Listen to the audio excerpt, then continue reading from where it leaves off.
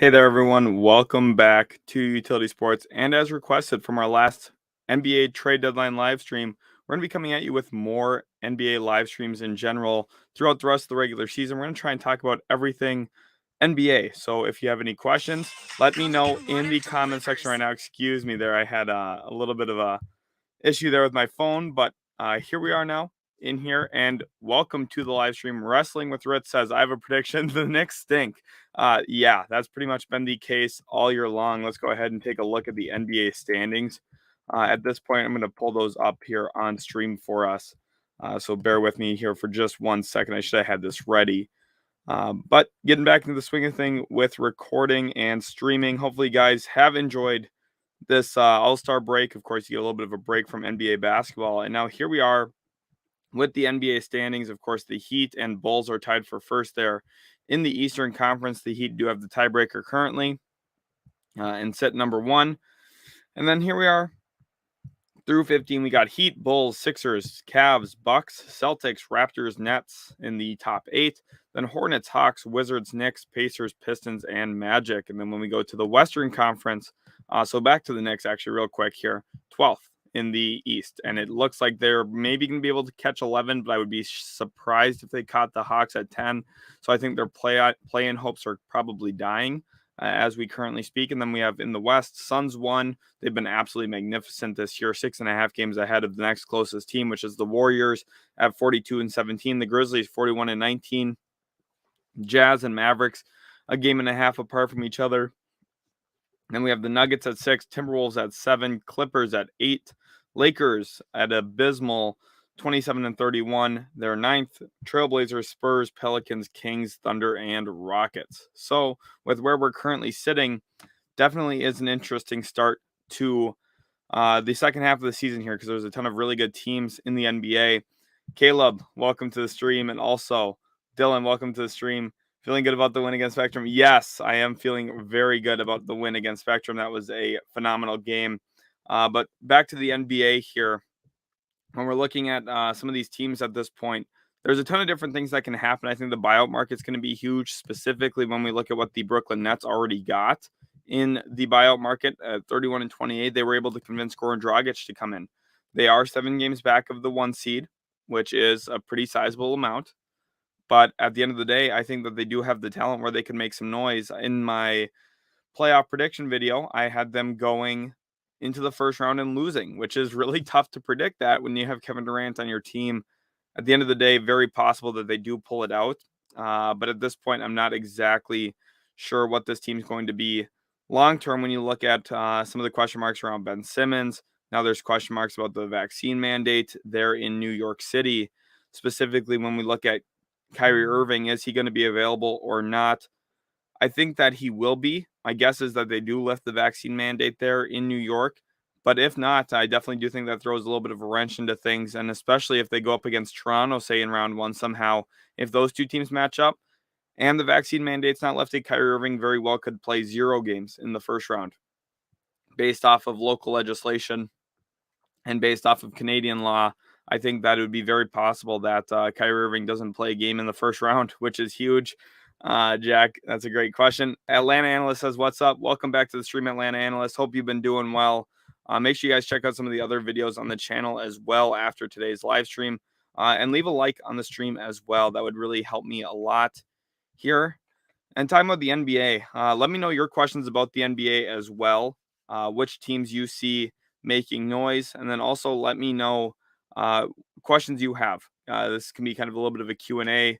I can answer your guys' questions, give you my thoughts on things. There's not really anything specifically geared here. I figure we'll talk about the MVP race at some point.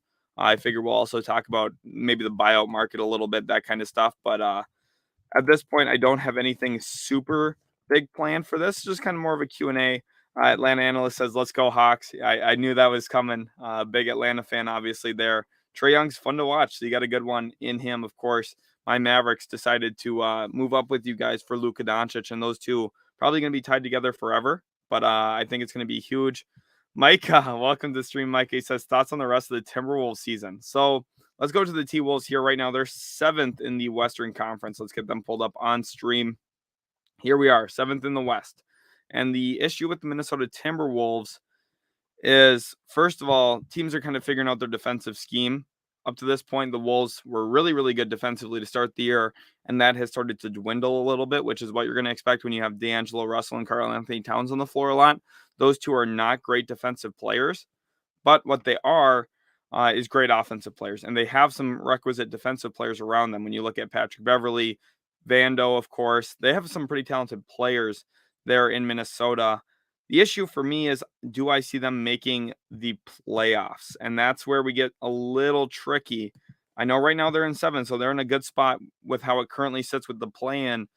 But if I had to put money on it, if I had to actually bet, and if Paul George is back healthy for the Clippers, and this team is ready to go with Norm Powell back healthy as well, I would take the Clippers over them in a 1-game play-in scenario, which would probably put up the Timberwolves up against the Lakers, which, for me, LeBron James or the Wolves in a 1-game setting, I'm taking LeBron. It's tough. The Wolves have had a great season, but at the end of the day, I just think that they would probably struggle a little bit. I'm reading some of these comments and I can't help but laugh a little bit. Christian says Bulls taking it all. That's a possibility. They've been great this year. I think DeMar DeRozan is getting really slept on as the MVP of the league.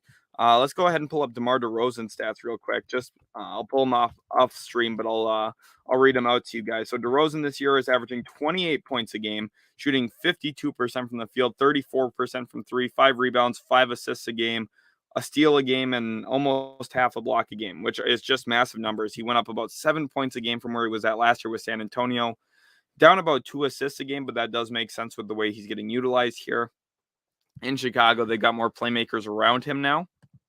And for me, I think DeRozan should probably be in the MVP race, probably should be top 3 in the MVP race. When you look at what he has, I know people are going to say, well, it should be Jokic, Giannis, and Embiid. And I think that Embiid and Jokic deserve to be in there. Giannis, like statistically, yes.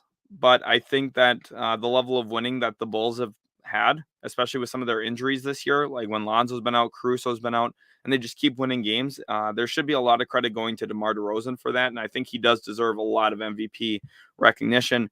Mario Ortiz, welcome back to the stream. Hopefully our Mavs can pick up their performance a little bit. Javante, welcome to the stream, says, you think the Lakers are going to do something on the buyout market? They're going to try to. The only issue with the Los Angeles Lakers getting players on the buyout market is right now everything on the outside looks a little messy in that locker room, in terms of LeBron James at All-Star Weekend saying, I'm not shutting the door on a return to Cleveland. Maybe I would like to play back in Cleveland, that kind of stuff. It just kind of shows some dirty laundry a little bit. And I don't know how many players are going to want to involve themselves with that. For example, Goran Dragic would have been a perfect fit into Los Angeles for what they need. They need another creator off the bench. He could have been that. I just don't think he had any interest in going there. They're currently out of the playoff race. Technically, no. It's very possible they make it back in. I'm not ruling that out. But the issue with the Lakers, for me, is why would a player want to go to them instead of a team like Dallas or like Brooklyn or even the Warriors or the Suns or the Grizzlies in the buyout market? But players should want to go to the teams that are currently winning and don't have a messy locker room, and that's not the Lakers. Atlanta Analyst says, have you recovered from the KP trade or still mad at Nico? I've recovered. I have. It's still mind-boggling. I don't understand it still, but I think we'll be okay. It's hard watching some of the players on defense. So like Davis Bertans, oh my goodness, he can't move his feet left or right. So defensively, he's like impossible to watch.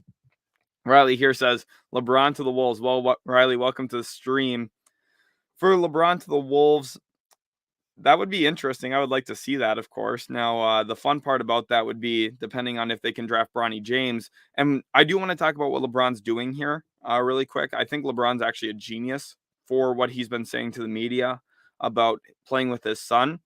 His son currently is ranked like 45th by ESPN in his own draft class. Now, I expect that to move up. There's a lot of times that players are ranked outside the top 30 and end up being even top 15 picks. It happens all the time.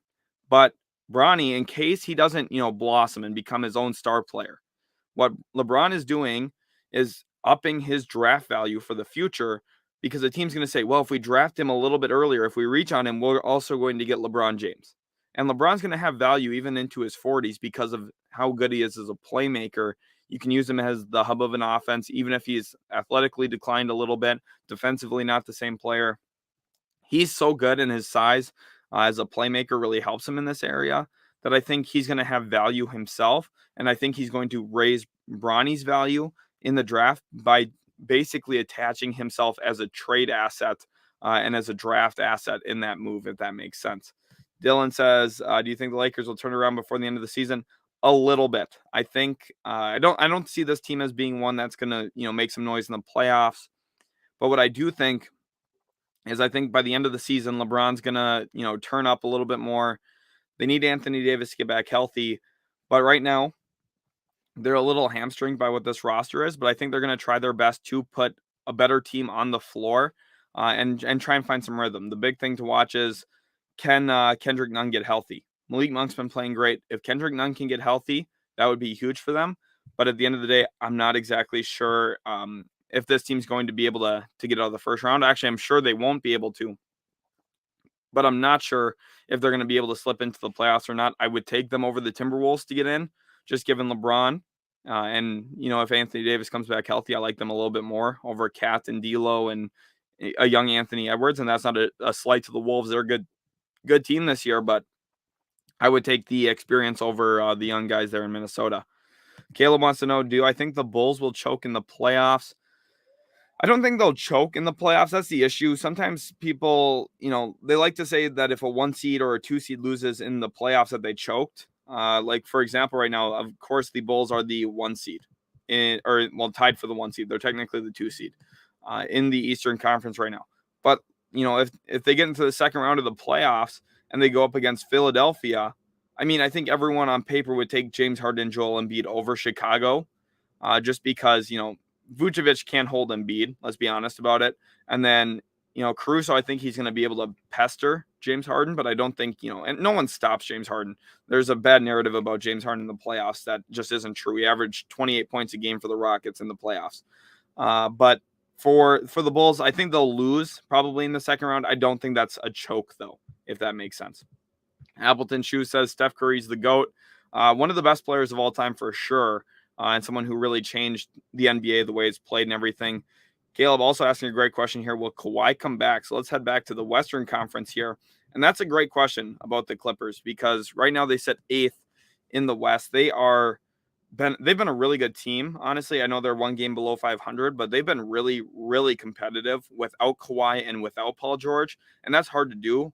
If you look at most other NBA teams, like if LeBron and Anthony Davis were to be out, the Lakers would be a dumpster fire. LeBron's been playing great basketball and they're still above 500.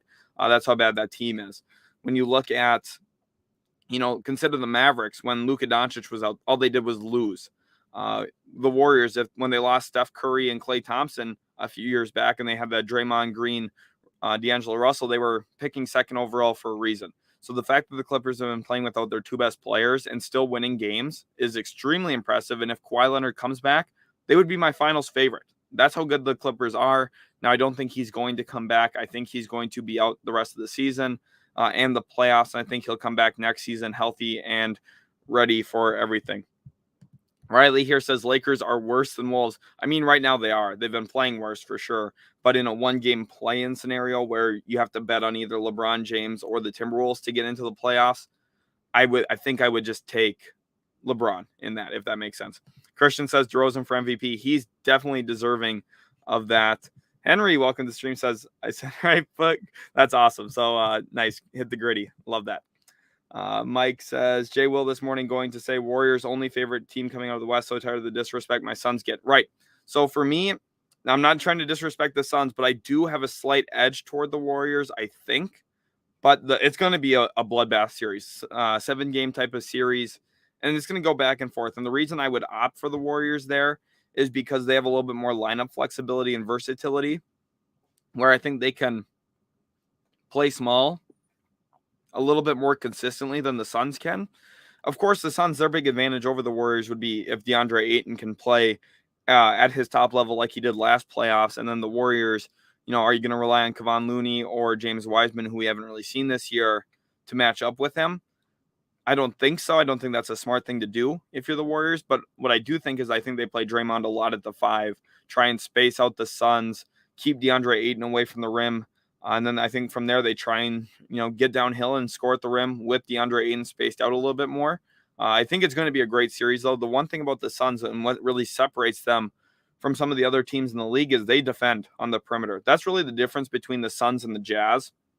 Like when you look at the Jazz, Donovan Mitchell doesn't defend on the perimeter. Mike Conley used to, doesn't really anymore. Devin Booker and Chris Paul do. So that's what makes the Suns special compared to the Jazz. They just have better perimeter defenders, and that's huge for the NBA. Atlanta Ellis has asked, how's my team been? So for coaching, my team's actually been really good. They've been playing great basketball. Really proud of my players. We had a huge win last Friday. Unfortunately, our game this week so far has gotten canceled, but they've been playing really, really good basketball. Mary Ortiz says, honestly, I feel all right about the KP trade now, not going to lie. Interesting. So, seeing Dinwiddie and Bertans play is at least like positives because we have a little bit more depth now. But at the same time, I do have some concerns about where the Mavs are going to go. My guess is they try and trade Bertans this offseason and potentially Dinwiddie as well. So we'll see if they can get that done. Brian says, best fit for the draft for the Pistons. Okay. This is a great question because there's a bunch of different ways you could go about this. And you have to ask yourself, what are you looking for? Let's assume they get the first overall pick. They now have brought in Marvin Bagley. They also have Isaiah Stewart. So I don't feel like they necessarily need to go with the forward unless your evaluation is that the forward's the best player. So in this draft, there's 4 guys. Paulo Banchero out of Duke, Chet Holmgren out of Gonzaga, Minnesota-born player. Then you also have Jaden Ivey from Purdue, and you have, of course, Jabari Smith from Auburn. Interestingly enough, I rank those guys essentially in reverse order of how I see them, except I see Jaden Ivey as the best player in the class as of right now. There's still a ton that can change. We're in February. We haven't even had March Madness yet. But for the Pistons, it depends on what you want to do. First of all, you could go with a guy like Jaden Ivey, which some people are going to say, well, we have Cade Cunningham to play point guard. Yes, but look at the Dallas Mavericks. Look at how successful Jalen Brunson has been next to Luka Doncic. And Jaden Ivey's a much better player. Jaden Ivey might be Ja Morant level good. That's how good I could see Jaden Ivey being. So if you want to go just off talent and adding another guy who can handle the ball and take a little bit of pressure off Cade Cunningham, which is what I think is the best thing to do, that's what I would do. I would take Jaden Ivey. But I could see the argument for Jabari Smith because of his ability to shoot the 3 ball. He's still a good perimeter defender. And offensively, he's going to be a half-court scoring machine, which is also something Detroit needs badly. And it comes down to their plan on Jeremy Grant. If they see Jeremy Grant staying long-term, then they could hold on to him and go with Jaden Ivey. What I think they should do is try and trade him to Portland and see if they can get Portland's picks this year, which is going to be 2 top 10 picks. Very possible that Portland would make a panicked move like that. For Jeremy Grant, giving up 2 top 10 picks would be terrible, in my estimation, for the Portland Trailblazers. But if the Pistons could do that, that would be huge for them. They could, reset their team. And this is a really deep class as well, so you get some really good players for sure. Atlanta Analyst says, do you like the Mavs' current seeding and you all matching up with the Jazz? Yeah, I love it. The Jazz have nobody to throw at Luka Doncic, and I mean absolutely nobody. So, yeah, I love this. If we can play Utah, we're going to win that series. I really, really strongly believe that. I had made a kind of a playoff power rankings video on the channel a week ago, and I talked about how the Dallas Mavericks I thought were going to be a second-round exit, and people were saying I was biased. But you look at the matchup here with the Utah Jazz, it's very possible the Mavs move up into the top 4 seed with how the Jazz have been playing as of late. The Mavericks have been just slightly better. Luka's been better since the KP trade. So for me, looking at the Mavericks versus the Jazz, I just think defensively the Jazz don't have a perimeter defender to match up with Luka, and I think he's going to get whatever he wants all series long. Josh Hates YouTube says, opinions on how competitive the East is and how the competitiveness will translate to the playoffs. Well, yeah, let's go back over to the Eastern Conference because the Eastern Conference is loaded. So my thoughts on the East, first of all, are, wow, this is a crazy good conference. They are deep. 1 through 8, every single team in here is really good. I seriously believe that. Like the Heat could win it all. I could see the Bulls maybe winning it all. I could see the 76ers winning it all with Harden and Embiid if everything clicks right away. The Cavs, I don't necessarily see a possibility of them winning it all, but they've been great this year. I like what they have. They're really good young core. The Bucks seriously could win it all. I mean, they're the 5 seed right now, but they've been great. The Celtics, 6th, they've been better, especially since getting Derek White. They've won 9 of their last 10 games. Of course, lost to the Pistons the other night before All-Star break, but they've been phenomenal. I mean, when you have Jason Tatum, Jaylen Brown, you at least have a puncher's chance. Raptors are good. Nick Nurse is one of the best coaches, if not the best coach in the NBA. And then you also have the Nets, who, when you have Kevin Durant, again, you have a chance. And Kyrie Irving very well could play with the vaccine mandate potentially getting lifted. That would be huge for them. If he could play home games as well, that really opens up their capabilities. But currently with how we're sitting, first of all, the East is crazy competitive. So a lot of these GMs deserve a lot of credit for putting together really good products. And then the other thing here with how it's going to translate to the playoffs, I think the teams that have an advantage here in the playoffs are going to be, first of all, the Heat, because they've got physicality, and defensively in the playoffs, usually you can get away with a little bit more contact. So I think that's going to be huge for Miami. They're also extremely switchable with Bam Adebayo. So I like that for them. Then when you go on to a team like Philadelphia in the playoffs, I like what you have. You have 2 guys in the half court who can consistently score, which another thing for the playoffs is it constantly slows down. The style of play, the speed of play, the pace of play slows down immensely. So for Philadelphia, I think that they have a really good situation ahead of them, because if you need a bucket, you could either drop it into Embiid in the post. You can do a little bit of a short pick and roll between Embiid and Harden. I mean, they're going to be great. The Sixers have a ton of talent. I like what they could be. The Bucks, they're ready to turn it on. I think the Bucks, if they get to face the Cavaliers in round 1, probably win in 5 games. And then also you have the Nets, who is hard to bet against them, but if they stay in the bottom half, it's going to be difficult for them. I don't think you'd want to face the Heat or Bulls to start the playoffs. I don't even think they'd want to play the Sixers either, because I think the Sixers would probably present some challenges to them as well, specifically Joel Embiid. But at this point, I just think it's going to be a great playoffs for the East. I don't really have, a true favorite, because that's how competitive it is, which is a really good thing for the NBA. The parity of the league right now is phenomenal, especially in the Eastern Conference. D. Essex has bet with the T-Wolves. LeBron already quit for the season. I don't think he's quit for the season. I know some of his comments over All-Star game, over the All-Star break, definitely does not look good. But at the end of the day, I still think he's going to come out and average 27 a game probably to end the year. And I think he's going to try his best to put the Lakers into the playoffs. Brandon Soto says Jokic and Luka teammates. Yeah. No, I don't think so. I know they have a real bromance during All-Star weekend. I'm a Mavericks fan, so I almost have to unfollow Mavericks social media during All-Star weekend, because the amount of Jokic and Luka posts are just insane. And same with the Nuggets. The Nuggets post a ton of that as well. I get that those two really like each other off the floor, but at the end of the day, I don't see a way that the Nuggets let Jokic slip out of their hands, and same for Luka and the Dallas Mavericks. Looking here now at DSX says Ivy or Smith. Yeah, so for the question about the Pistons, I think that Ivy or Smith is probably the best 2 players for them. I would go with Ivy, because I like having more guys who can dribble the basketball on my team. That's my thought. Atlanta Analyst says, do you think the Mavs need a second star next to Luka? Yes and no. You either need to have a second star who is like a top 15 player in the world level. So for me, Kristaps Porzingis is really, really good when he's healthy. Probably a top 30 player in the world when he's healthy.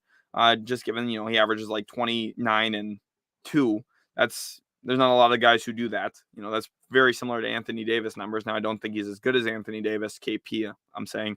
But you need someone who's probably top 15, who can really shoulder some burden on his own. And for me, I would like it to be a wing. I wanted DeMar DeRozan. This past offseason, I was very vocal about that. You guys can go back to my NBA free agency live stream.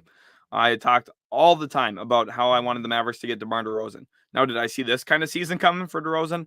No, but even if he did his 22-7 like he did last year for the Spurs, that would have still been huge. So I just think at this point, it's a little tough for the Mavericks to find a second star. So what I think they need to do is get a whole bunch of decent contributors around him. Guys like Tim Hardaway Jr., players like Jalen Brunson, Dorian Finney-Smith. I think that they need someone like in the front court like that. Maxi Kleber is the closest thing we have to it currently. We need to upgrade over Dwight Powell as well if we're going to, go a route without a second star. So yes and no. I think it's possible to win with only one star. It just is a lot more difficult because you have to have a finer line of perfection from your role players, which is hard to count on. Brandon here says, Portland's my team. Well, you should be excited, Brandon, because you have a ton of talent coming to you. I know right now it looks bleak. You guys traded Norm Powell. You traded CJ McCollum. You guys are going to have 2 top 10 picks. I firmly believe that. I think when everything shakes out, you guys are going to be really well positioned to improve this team. And whether it's with Dame or not, I think long-term you're going to be better off than you were a year ago. Atlanta analyst says, I feel like my Hawks can make a run and get back into the postseason as maybe a 6 or 5 seed. Okay, interesting. So that's pretty high. For me here, the issue is with the Celtics improving and the Raptors getting a little bit better with Thaddeus Young. I don't know which team I see you jumping. I could see you jumping the Hornets for sure. I just don't know if I see you jumping a team like Brooklyn or Toronto. It depends on how long Kevin Durant's out for the Brooklyn Nets, but I don't think by the end of the day that the Nets will drop out of the playoffs. So here we have a comment saying Luka Doncic will be worn out by the playoffs. I disagree with that completely. Last year, Luka Doncic averaged like 36 a game in the playoffs. And that was against Kawhi Leonard and Paul George on him. And Marcus Morris and one of the better perimeter defensive teams in the NBA in the Los Angeles Clippers. I'm sorry, but I think he'll average 35, and I think he would cook the Utah Jazz. So I don't think he'll be worn out by the playoffs. Now, by the second round of the playoffs, potentially, but round 1, I think the Mavericks are finally due to get through the first round of the playoffs after 2 really tough series with the Los Angeles Clippers. Brandon says, yeah, I know 4 40-plus point games by Luka. Do you think it's because KP's gone? Sort of. Part of it, too, is I just think he's in better shape, finally. He's starting to do what he was doing all year last year because he came into this year a little overweight and out of shape. And now I think that he's in better shape. And I would attribute that to be the reason more so than just the fact that Kristaps Porzingis is gone, if that makes any sense. Atlanta analyst says, yeah, I will say Luka is a bit bigger than he should be. Yeah, exactly. He is a little bit bigger than he should be, but I think he's still going to get into better shape. He's been playing more minutes as of late. I think he's going to play himself into playoff shape down the rest of the regular season. I think come playoff time, he'll be just fine. Let's go here to Atlanta analyst. Well, the Raptors have extremely tough schedule left. They do, but they're a good team. They've got 4 guys right now averaging 18-plus points a game. So I don't want to bet against the Raptors, especially when you consider Pascal Siakam's having an all-star type of season. Fred VanVleet's having an all-star type of season. OG Anunoby's knocking on the door of being an all-star in the future. And then you also have Gary Trent Jr., who's, again, another player who I'm extremely high on. I really like what he can be in the NBA. He's a heat check type of player, and he's been really cooking as of late. So I think the Raptors, they're 7 games above 500 right now. The Hawks are 2 games under 500. That's a lot of ground to make up when you just consider the fact that, they have a lot to make up at this point. I just don't know if I see the Hornets or the Hawks catching them and getting up to 6 or 5. But, in a play-in scenario, when you have Trae Young, it's very possible you could slip into the playoffs. So I do think it's a real possibility. Matthew Gonzalez says, New York City phasing out mandate rules. Mayor said Kyrie should be cleared to play home games in a few weeks before playoffs. Yep, exactly. And that's huge. If he can do that, that will be absolutely massive. Brandon Soto says, yeah, he's starting to dunk. Talking about Luka. Yes, I know. It's crazy. The fact that our franchise player can finally jump a little bit when he gets back into playing shape. He's, I think, now has 4 dunks on the season. So Luka's been playing great basketball as of late. Summer Lowe says Raptors have the 5th easiest schedule remaining. Let me pull up the Raptors schedule. Let's just go ahead and do this live on camera. I'm just going to talk about who they play and if I think they beat them. So the Raptors here play the Hornets. I think the Raptors win. Raptors at Hawks. I think Hawks win. Raptors at Nets. I would say Nets win. Nets at Raptors. I have the Raptors winning that one. Pistons at Raptors. Raptors win. Magic at Raptors. Raptors win. Raptors at Cavs. Cavs win. Raptors at Spurs. Raptors win. Raptors at Suns. Suns win. Raptors at Nuggets. I have Raptors winning that one. Raptors at Lakers. Lakers win. Raptors at Clippers. Clippers win. Lakers at Raptors. Raptors win. Raptors at Sixers. Sixers win. Raptors at Bulls. Bulls win. Looking at the schedule here, they do have the Hawks again, the Rockets. They have the Knicks. Their schedule is not that difficult. They have the Pacers. They have the Wolves. I would say their schedule remaining. I don't know what the actual ratings are for it, like whether they're ranked fifth or what. There's all these ratings for that. For me, I would say that's probably about a middle of the road type of schedule, just given the fact that they have some good teams that they have to play, and then also a decent amount of bad teams. It's not like they have one way or another where they're playing a whole bunch of good teams on the road, or they're playing a whole bunch of easy teams at home. I think it's a nice blend. So I'd say it's probably around 12th to 15th. So I see them probably playing at the same 56% win percentage the rest of the season. Josh Hates YouTube says, opinion on Scottie Barnes' future. He's great. I think what he's going to become is a Ben Simmons type of player, where he's one of the best defenders in the league, great in transition. The issue for him is, what does his half-court scoring look like in the future? And that was what I had concerns about with him coming into the draft this past year. He's a really good facilitator. He's someone who understands how the game should work. He's multi-positional defensively, can handle the ball a little bit. He's got to tighten up his handle for sure. I think he can become an all-star level player. I just don't see him as a superstar, if that makes sense. I see him as a guy who could be top 25. I just don't know if I see him as a player who can be top 10, and that's not a knock on him. There's only a few guys in the league that can become top 25 players. There's a lot of guys who don't have that type of potential. I think Scottie Barnes has that potential, and he's going to be a really good piece for the Raptors. I love that they took him in the draft. I told Raptors fans the night of the draft, do not be mad you passed on Suggs. This kid is way better, and he has been so far. Atlanta analyst, the Hawks are not playing. The Hawks are playing not as many good teams because they played an extremely tough schedule so far this season. Yeah, and they do have a lot of momentum as well, for sure. Don't get me wrong. I think the Hawks are really good. And if they miss the playoffs, it would be disappointing for sure, because this team is too talented to miss the playoffs. But ultimately, it's just a tough East. So being ninth in the East this year isn't necessarily as bad as it was in years past. Brandon Soto says, I need your opinion. Who's better overall, Dame or Luka? Okay. So you're a Portland fan. So let's talk about Dame versus Luka here. There's a ton of different and Tatooine. Did I miss the Celtics discussion? No, not yet. We'll talk about the Celtics here in a minute.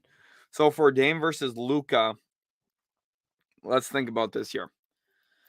So Dame, at his best, was an all NBA level player, never really an MVP candidate, and someone who, as a deep range shot creator and a deep range scorer, was one of the best in the league. And I think had enough dynamism in his game to, score the ball inside the arc as well. Really good ball handler. If you're talking about right now, Dame's been playing with injury, so obviously Luka. But if you're talking about at their prime, this is extremely tough. I would still say Luka.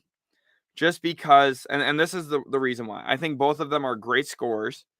The issue for me is Damian Lillard can't play make for others the way that Luka does. Now, I know Luka's a little bit more ball dominant than Dame has been in his career, and I think Dame gives you certain things that Luka can't, in terms of playing off the ball, being ready to spot up a little bit more, and being a little bit more dangerous attacking closeouts than Luka.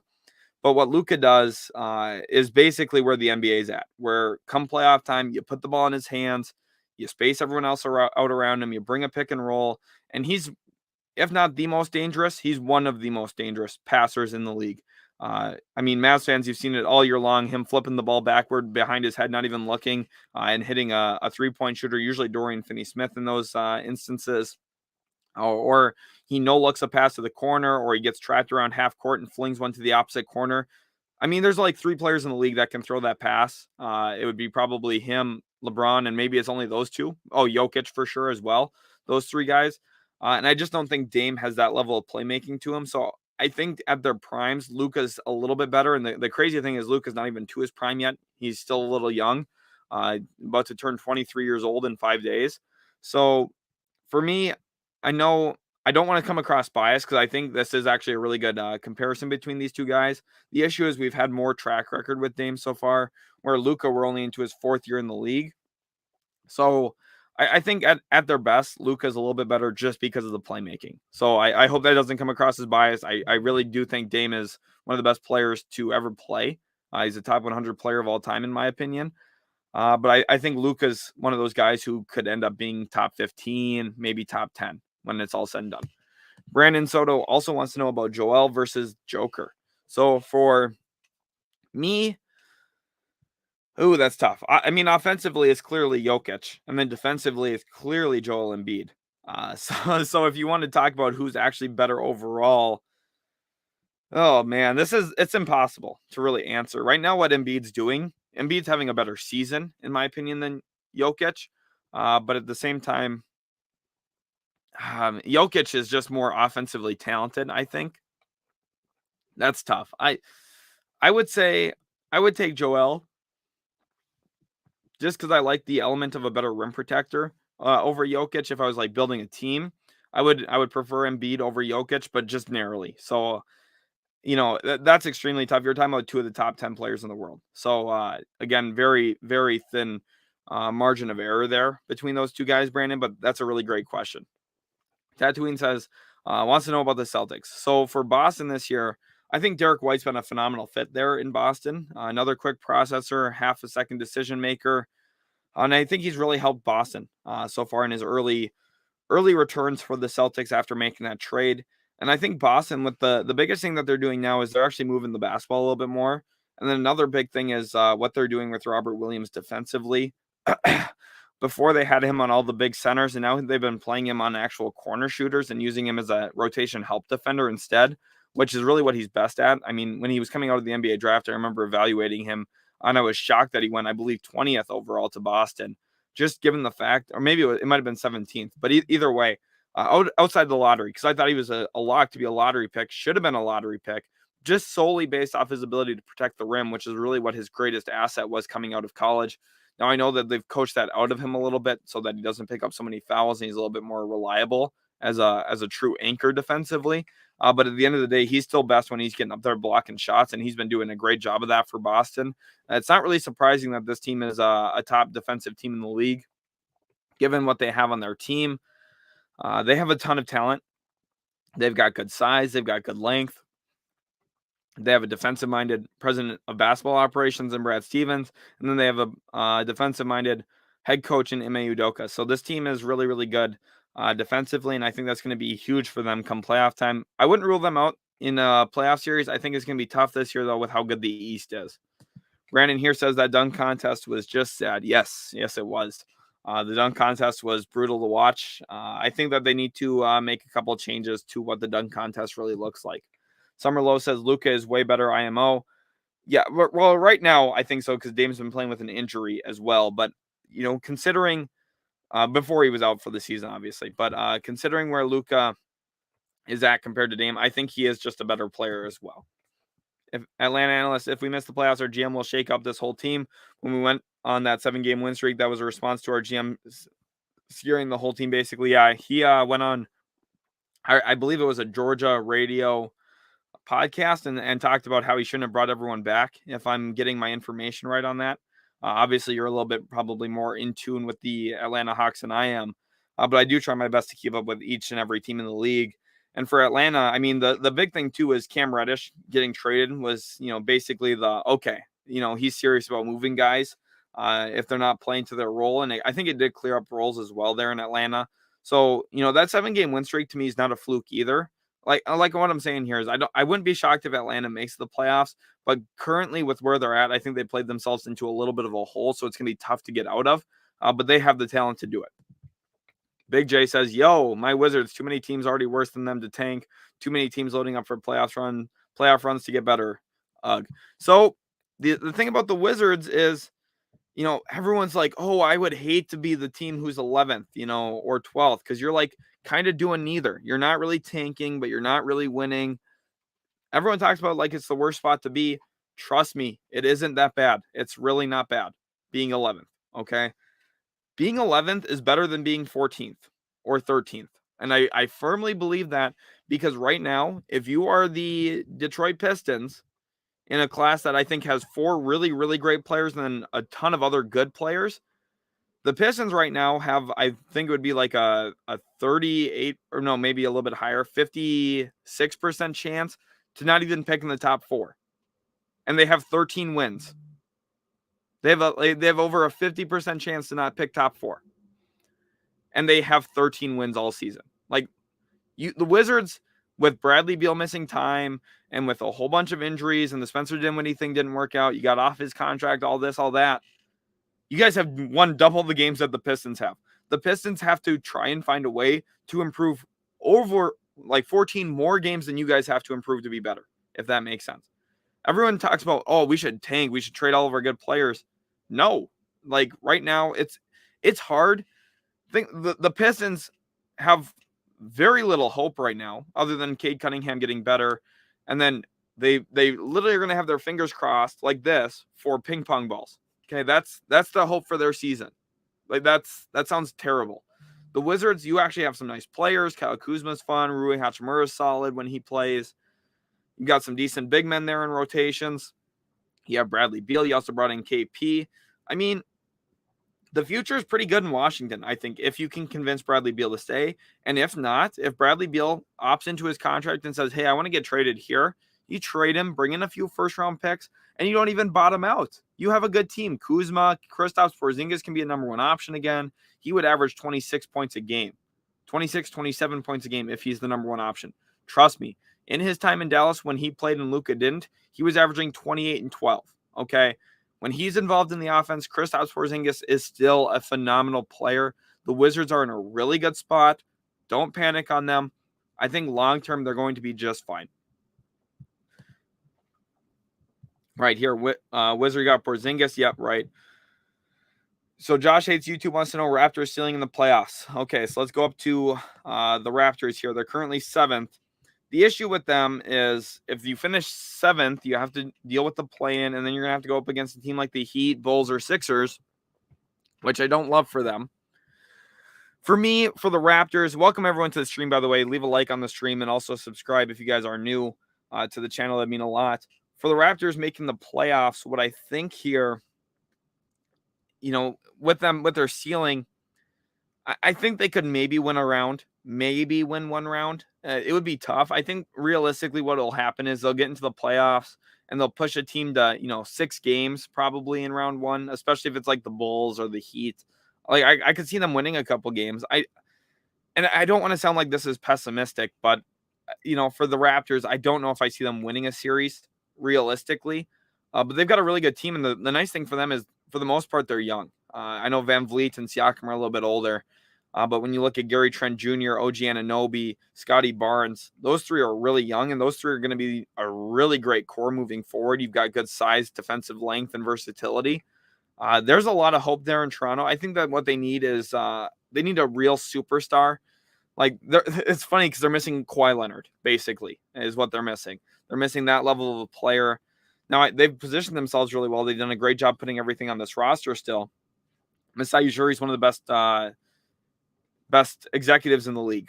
Clearly, when you look at the decisions he's made throughout his career, even when he was back in Denver and now what he's done in Toronto, he's a genius when it comes to basketball. But for with where the current Raptors are, I just don't know if I see them winning a playoff series. Degenerate Fish says Sixers Suns finals. That would be interesting. I mean, James Harden and Chris Paul, the beef between those two in the finals would be insane. So that would be absolutely nuts. Brandon Soda says, fun fact, I'm a bigger Luka fan than a Portland fan. Okay, good. So I didn't offend you by saying Luka's better. Good. I don't even think Luka better is that much of a hot take, but I just don't want to come across biased at all toward the Mavs. I tried really hard to not do that, even though they're my favorite team. And I think there's definitely, a case to Dame being just about as good as Luka, but I think Luka is just slightly better. Atlanta analyst, Wizards need to try and get a good lotto pick and try to create somewhat of a big 3 around Beal and KP and someone in the draft if Beal stays. Right, exactly. And this is where they have flexibility, though, because if Beal doesn't stay, if Beal leaves in free agency, then this is all like terrible for Washington. Then this looks really bad for Washington. But if he opts into his contract and then wants to be traded, that's pretty good because it gives them some flexibility. You can bring in some assets. That would be huge for them. And then you're not that far away from building a good team. And the thing is right now, let's go back to where they sit. So their current record is 27-31. So they're the 5th worst team in the East. And at 27-31, yeah, so they're going to pick at best like 11 or 12. The nice thing is 11 or 12 in this year's draft could get you a good player. This draft is really good. I mean, the top 20 picks are going to be all good players, I think. There's going to be 1 or 2 guys in there that don't work out. But I think this year's class is not only loaded with some stars. There's 4 stars in this class, I think. But then there's also, I think, probably 20 to 25 other starting level players, which is huge. That's enormous. That's how good this draft class is. This is going to be the best draft class essentially of my lifetime that I was old enough to remember. Of course, in 2003, I was 4 years old, so I didn't get to really live through that draft as much as I would have liked to. I started watching basketball when I was about 5. So I got to watch a little bit of LeBron's rookie season, but that, I was 5 years old. So with where I'm currently at, with what like my experiences as a NBA draft evaluator, which I spend a ton of time on. Currently, I've been working on my scouting document, and it is up to, let me count the pages here. It says it right here, 25 pages is what I'm at. So, and that's written work of watching players and evaluating what their fits are and what they're good at and what their weaknesses are, and how NBA development staff should work with them. And the thing is, this draft, they're going to be able to find a talented player. I think they need to look for someone who's a little bit more of a creator, like a guard style player. And, a guy like Jaden Hardy out of G League Ignite could be that player. So there's definitely options for them. We'll see what they land on, though. Atlanta analyst says, I take Joel, but Jokic is keeping the Nuggets above water right now. He is. Jokic is playing great. That's why it's hard to pick. I would probably opt for Joel as well, but it's very difficult. Joe says, you think Heat versus Suns in NBA Finals? That would be a great series. I mean, my goodness. You get 2 really, really good competitive teams if that's the case. And I don't want to rule out the Heat. I feel like a lot of people just don't give the Heat credit. The Heat are a really good team. They've got talent. They've got shot making. They've got defense. They've got Kyle Lowry, which means they're going to take about 3 charges a game come playoffs time. They've got pretty much all the elements you need. The only concern for me is, do they have a top 10 player? Jimmy Butler, to me, is a top 20 player. I just don't know if I can believe he's a top 10 player, and I think he might be not good enough to carry them where they want to go. Offensively, like, the issue is, though, they're so deep and talented. Like, their roster goes 8 deep of really good players, which I don't think any other team in the NBA can really say that as confidently as Miami can. So that's where their strength is. The only issue is at the top, do they have that top guy? Like, if you get into a series with the Nets or the Sixers, like if you get into a series with the Sixers have the best and second best player in that series. So you have to overcome that. And is there depth enough? Maybe. But I don't know if I see the Heat getting to the finals. I think they're going to be really, really tough out, though, in the playoffs. Tatooine says Rob Williams for Depoy. He's been great. Definitely deserves some all-defense consideration. EG wants to know, why do you think the Clippers are still good without PG and Kawhi? Well, okay, so part of that is the brain trust there in LA. So the Clippers are one of the best run teams in the league. When you consider what Jerry West and Lawrence Frank do together, as executives, those two make such good decisions. And the other aspect of that is Steve Ballmer's willing to pay a lot of money. So the fact that they have 2 guys on max contracts in PG and Kawhi, then you also have a whole bunch of these other guys on $16 million deals like Luke Kennard, Markieff Morris, Norman Powell. The fact that they're willing to spend money there in LA to put competitive players on the floor has helped them, because they've got a whole bunch of guys who have experience being the number 1 player. Luke Kennard did it for the Pistons for a while. If I said Markieff Morris earlier, I meant Marcus, obviously, excuse me. Marcus Morris for the New York Knicks. He did that for a little while, was averaging over 20 points a game before they traded for him. Norm Powell can average 20 points a game. They've got a lot of talent there, which is why I think if they were healthy, they'd be my title favorites because they've got pretty much every little element that you need to be a great team. You can play small ball. You can play a little bit bigger basketball with Zubats at the 5 and run a lot of pick and roll. They've got a lot of flexibility. They got really good defensive players. They've got a little bit more dynamism now with Norm Powell on their roster. And I think next year they'll probably start the year as my NBA Finals favorites again. Metal Mike says Mikal Bridges, defensive player of the year. I mean, yes. Mikal Bridges, it was about 3 years ago where I was watching him. And my goodness, like Mikal Bridges defensively is so special. He is literally like if you had to create a defensive player, you would almost like want it to be him. Like every little thing about him, his ability to move laterally. He's extremely quick on his feet. He's got really long arms. He can defend 1 through 4. He's really athletic, can protect the rim a little bit as a weak side guy, can jump in the passing. I mean, defensively, he's great off the ball. He's great on the ball. He's willing to play 94 feet. He puts a little bit of pressure on. He's such a special defensive player that I think like he's the player I would have loved for the Mavericks to try and find a way to get. Of course, he got his good payday from the Suns. He deserves every single penny of that. And he's one of the most underrated players in the league. So Metal Mike, I agree. Mikal Bridges, defensive player of the year. Very, very good argument for that. Atlanta analyst, said, yep, that's what he said. And he let the whole team know, everyone except Trey, they were available. Yeah, so like that's one of those things there where you put a little bit of pressure on, and I do think that plays out pretty well for you. I'm going to turn on a little bit of background music here too, so hopefully this comes through pretty decently for you guys. Let's move on here to Brandon. He says, my opinion is they need these guys in a dunk contest. Ja, Aaron Gordon, Derek Jones Jr., and Zach LaVine. I mean, yeah, the issue is Aaron Gordon said he's never doing it again. Zach LaVine, I don't think, wants to do it again. The only thing Zach LaVine's going to keep doing is the 3-point contest until he gets lucky and wins one. Ja would be extremely fun, but I think he's more of an in-game dunker. And then Derek Jones Jr., they tried it. He didn't really have that great of a performance, if I remember right, but it has been a little while, so very possible that, maybe I am misremembering that, but those 4 would be extremely fun to watch, though, all in their prime. Josh Hates YouTube says, I seriously think Gary Trent Jr. will be an all-star one day. I got really close to saying that just now when I was talking about the Raptors. I think there is a legitimate argument about him becoming one. And even if he isn't, he's going to be one of those players who probably knocks on the door of being an all-star for a while, which is a good thing to be, Like, for example, Chris Middleton probably wouldn't have been an all-star if the Bucks never took off.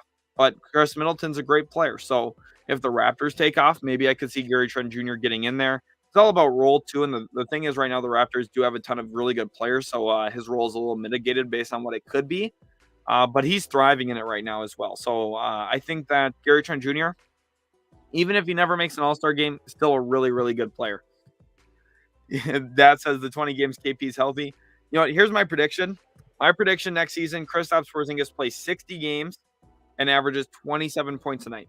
That's my prediction for Kristaps Porzingis. And I think he makes an all-star game next season. I'm predicting that right now.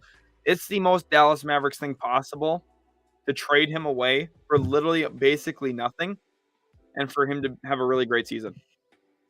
Atlanta analyst says Hawks versus Mavs finals. LOL. That would be awesome. The storylines, the narratives around Trae Young and Luka after that series would be insane. Moving on here to Alex. Do you think the Mavs will be better in the playoffs because they always play slow? Yes. That's one of the things, too. Right now, they rank last in the league in pace because Luka Doncic is afraid of running up the floor. Yes, they're one of the teams that transcends perfectly to the playoffs because they're really good defensively this season. They have a bunch of guys around Luka who aren't afraid to shoot the basketball and make plays. And then what they have is they have one of the best players in the world, which is Luka Doncic. That conglomeration of assets and pieces on your team is going to help come playoff time, especially since they're already used to playing at a slow pace. The game slows down in the playoffs. The Mavs and Luka might even speed up in the playoffs a little. So it's good that right now, I know offensively they rank right around the middle part of the league. but that's running the offense really slowly. If they play with a little bit more pace, they'd probably be in the top 10.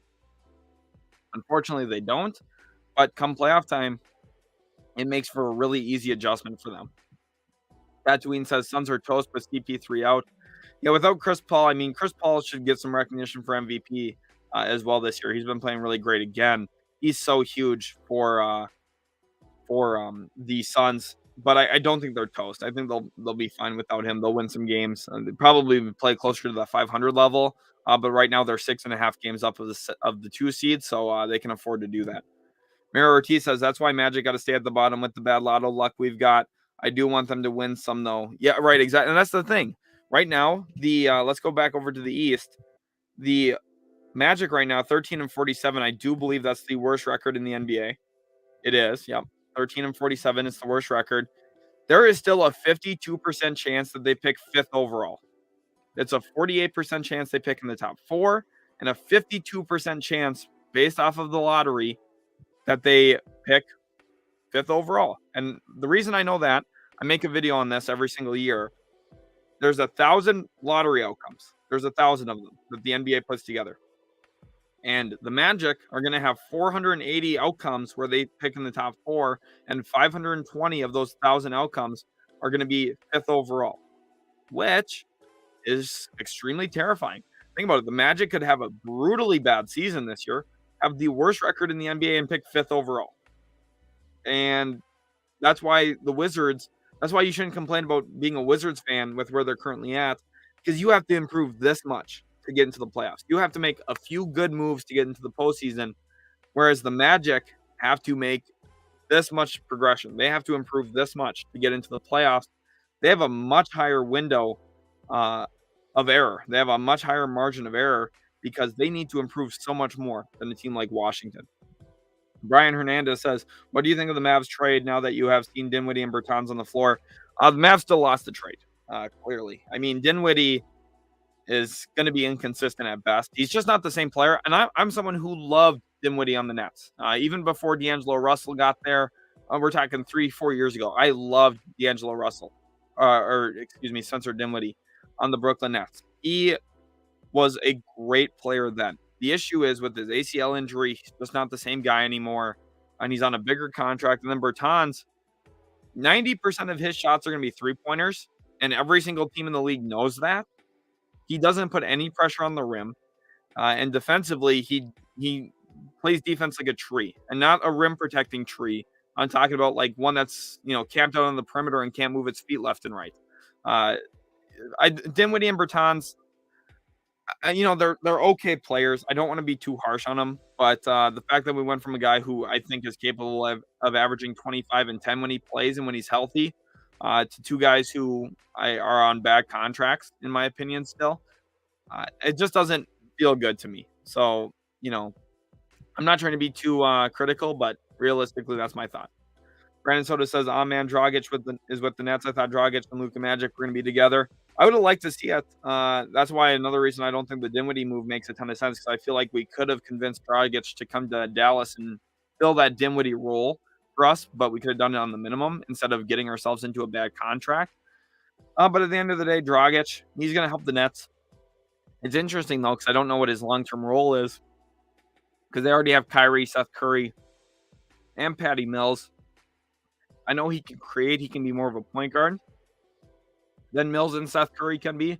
But still, at this point, I think he should have went to Milwaukee for his own career. But that's my thought. Neil says, which top-seeded team in the East does not perform the best when they draw the Raptors in the first round? So the team that I think would struggle the most with the Raptors would probably be... Oh, man. I mean, I'm thinking about a Heat Raptors series, and the final score of those games are going to be like 70-65, just because both teams are so defensive-minded. Ooh, man.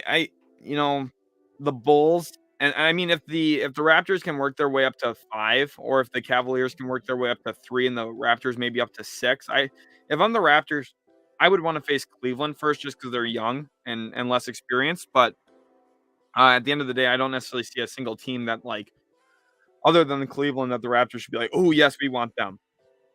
Mikal says, how much of a help do you think Wiseman coming back will be?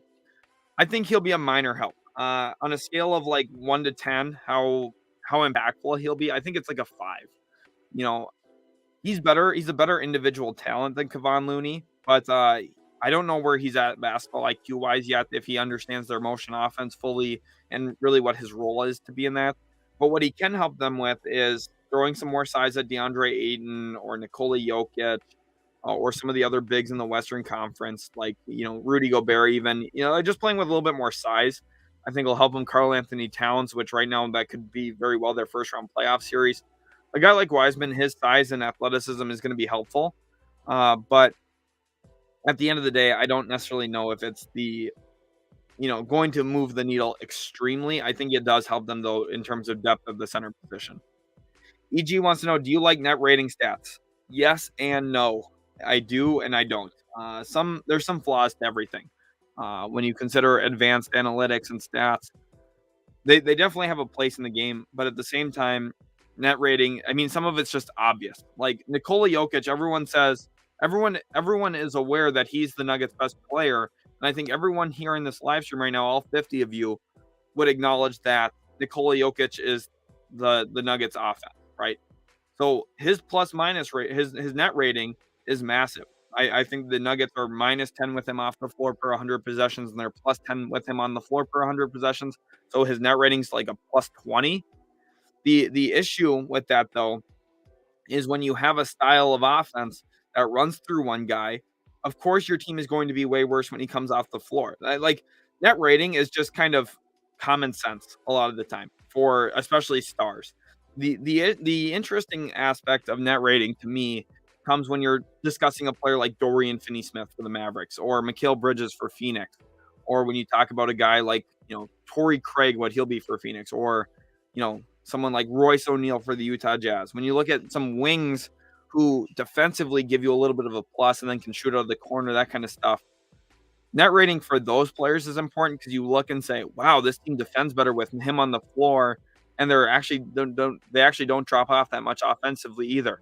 That's where net rating gets interesting. For me, net rating for players like Luka and Jokic and Embiid, I mean, clearly the team's going to get worse when the best player steps off the floor. We all know that they're the best player.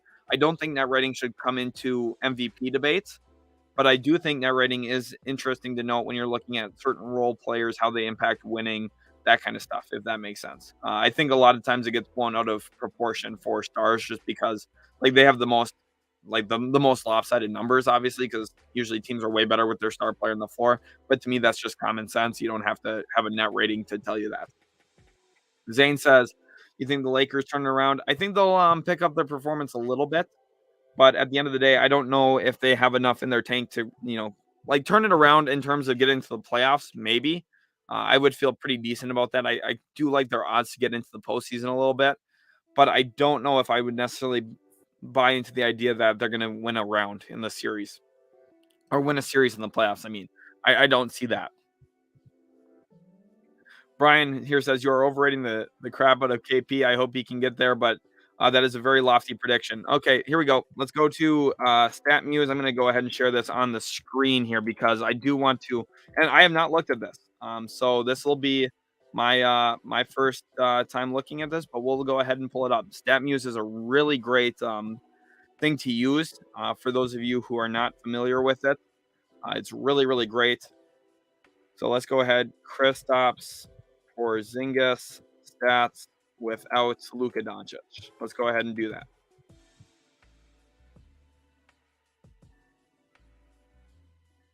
Kristaps Porzingis has averaged 24.3 points, 10.3 rebounds, 2.2 assists in 24 games without Luka Doncic in his career. So since he got traded to Dallas, he played 24 games without Luka, was a plus 191 in those 24 games. And remember, I didn't pull this up before. I just knew this based off of watching the Mavericks. I knew that he was great. In fact, there was one game I went to live where Luka didn't play. And I believe Kristaps had 35 and 6 blocks in that game. He has 45 blocks in those 24 games. He has 53 assists, 247 rebounds, 584 points, shooting 46, 34, and 84 splits. I mean, this is his numbers without Luka Doncic. So, you can call me a hater, or you can call me that. You can tell me I'm too much of a believer. This is what Kristaps Porzingis has done in his time in Dallas. What he did in Dallas when Luka didn't play. So you put him into an offense where even if they trade Bradley Beal, you have a guy who can be a lead scorer. 24 points a game is really, really good.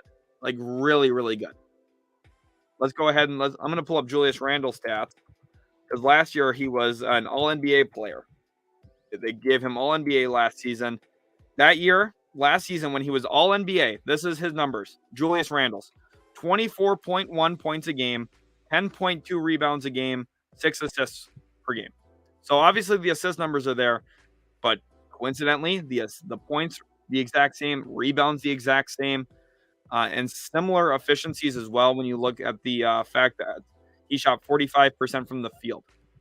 Julius Randle did, and Kristaps without Luka shot 46% from the field. And that was Julius Randle's All-NBA season. And that's what Kristaps has done in 24 games without Luka Doncic since being traded to the Dallas Mavericks. I think that there is a serious upside to him being in Washington that no one's talking about. I know his contract's bad, like right now. The issue though, and this blows my mind. This blows my mind. Everyone said that the Wolves need to get rid of Andrew Wiggins. Oh, he's on this bad contract. He's on this Sure, it limits your flexibility, but let's not act like Andrew Wiggins in his third year in the league wasn't averaging 23 points a game on pretty decent shooting numbers. Okay. Kristaps Porzingis is good, and I think people need to stop forgetting when players are good. I don't care how much money he makes. If anyone here for a single game said that they would rather have Dinwiddie and Bertans for that single game than Kristaps Porzingis, you haven't watched enough Kristaps Porzingis, okay? When all the players are healthy, Kristaps is clearly the best one out of all three of those guys, and it's not even close. And this is what he did without Luka in his time in Dallas. 24, 10, and 2. Okay. I know 60 games. That's the lofty one. That's the one I'm nervous about, is if he can play 60 games. But if in the first half of the season, if he's healthy and ready to go, if he can play the first 40 games of the year, miss only, 2-3 games here and there before All-Star break, and he's averaging 24 and 10, that's an All-Star. So that's my thought. He says maybe if I was coaching, I'd get him his touches. That's one of the biggest issues too. Dallas didn't do this enough. And I actually talked about this in a video on the channel at one point. When you have a player, let's go ahead. I'm going to pull up my thing here real quick. Hold on. When you have a player here, so this is a blank play that I've drawn up. But essentially here, let's go ahead and get this on stream. So don't look at this play too much, but specifically follow my finger. This is where Kristaps Porzingis caught the ball most frequently with Dallas. This is where he was catching the ball and trying to score from. That's about a 16-foot jump shot. They needed to run him off some back screens from this side. They needed to run him down here and have him catch the ball on the block. If he caught the ball right here, that becomes an 11-foot jump shot. And his efficiency probably jumps up 5 to 7%, and he shoots a lot better from the field, and his numbers all go up, and everyone's like, wow, Kristaps is having a really good season just because of the way that the coaches were utilizing him. They were utilizing him inefficiently. Rick Carlisle thought Kristaps Porzingis was Dirk Nowitzki and had him catch the high post. Kristaps isn't Dirk. He couldn't move anyone with his lower body, and that's fine. There's nothing wrong with not being able to do that, especially when you're 7'3" and wiry and athletic like he is. You have to use him in a different way than how Rick Carlisle was using Dirk Nowitzki in the back end of his career. They're different players. And I think Rick Carlisle just thought, oh, this is going to be Dirk 2.0. He's not. You have to use him in different ways, and I think there would have been other ways to use him. And hopefully Wes Unseld Jr., who I think is a really good coach and a smart guy, I think hopefully he'll figure it out with KP. Holly here says, what do you think about the Grizzlies? They're getting Dylan Brooks back soon. I think the Grizzlies are really, really good. Let's go ahead here. I'm going to stop sharing this screen. Let's go back up to the standings here. Let's keep talking about them and what I see for them in the second half of the season here to this point. So Grizzlies third in the Western Conference, 41-19. I loved Ja Morant. I was the only person in the world saying that I would take Ja Morant over Zion Williamson. I thought that's what the Pelicans should have done. They've had issues with their point guards ever since. Zion Williamson. You want to talk about players who don't play. Everyone loves to hate on Kristaps Porzingis for it. when are we going to put the timer on for Zion Williamson being a bust? I know when he plays, he's great, but he plays less frequently than Kristaps. So, if people are going to bring hate to KP, they better bring it even harder for Zion Williamson. And for me, the Grizzlies, what they are, with getting Dillon Brooks back soon, I don't think that Dillon Brooks really moves the needle too much for them. I know he gives them a little bit more wing depth, and he's going to probably move back into the starting lineup. The storyline for me is Desmond Bane. Desmond Bane is better than Dillon Brooks. Desmond Bane should be their long-term starting 2, and I think Zaire Williams should probably become their long-term starting 3, which kind of phases Dillon Brooks out of things. What I think needs to happen this offseason, and this is going to be a relatively hot take. I think that they need to trade Steven Adams with Dillon Brooks. They have 3 first-round picks this year. They need to package all of that for a guy like Bradley Beal or Jaylen Brown. Some really, really great wing. They need to upgrade on their wing. But for the rest of the season, for me, they're a team that's going to make a lot of noise. They're going to win in the first round of the playoffs. I think come round 2, though, the Suns and Warriors are just better teams. But I think at the end of the day, this is a really great season for them, and a second round exit is something to be happy about if you're Memphis, because it shows that there's a lot of hope for the future. Ja Morant keeps getting better. This team is great, and they deserve a ton of credit. Levi here says, go Bucks, multiple units on Bucks to win Eastern Conference and Suns to win championship. Yeah, so I think that the Bucks probably would be my favorite to get out of the East as well. Just with where everything's at. I know they're the 5 seed, but I think that there's the most continuity and consistency here. And I think that they've kind of been going through the motions a little bit this regular season because I think they know that they can turn it on come playoff time finally again. And that'll be huge. I think Milwaukee should be considered the favorite to win the East, just given where other teams are at. I don't know what team has an answer for Giannis. I think Miami has the best chance, maybe Philadelphia as well, with Matisse Thybulle and Joel Embiid. You've got some length and size to throw at him. But Miami, with Bam and PJ Tucker, you can at least try and get up into him a little bit. And PJ Tucker's been shooting really well from the corner 3 again this season. The concern for me with other teams matching Milwaukee is not only how do you match up with Giannis, but who do you put on Middleton to close games? The Heat, they probably have the best answer to that with Jimmy Butler. But still, I think the Bucks are just really well polished. Dion Reed says, who's the best center on the buyout market? Cauley Stein, Jahlil Okafor, other. So Cauley Stein did get picked up by the 76ers. So he is now a Philadelphia 76er. Who I think is one of the best available at this point, I think Dennis Schroeder might become available. You're asking about centers, excuse me. I don't know if there's going to be a ton out there, really, for centers. I think Cauley Stein might have just been the best option. Let's go ahead and look at the other NBA standings. Let me see. Well, Eubanks just got picked up as well. I thought he was actually a pretty good pickup for the team that got him. Tristan Thompson went to the Bulls already. I just don't think there's going to be a ton of centers getting bought out. Honestly, for the most part, I feel pretty good about I think Cauley Stein was probably going to be the best available guy. The center position is just, you don't see a ton of guys getting bought out usually. Tatooine says, the day I see Tatum start the season hot and win MVP is the day I can die happy. Yeah, I think he's a player that's going to be really great for a long time. McCool says, who do you have coming out of West? Coming out of the West, I have the Warriors narrowly. Let's go back over here. Let's go above the West. I have the Warriors in a 7-game series beating Phoenix. My only reasoning is lineup versatility and flexibility.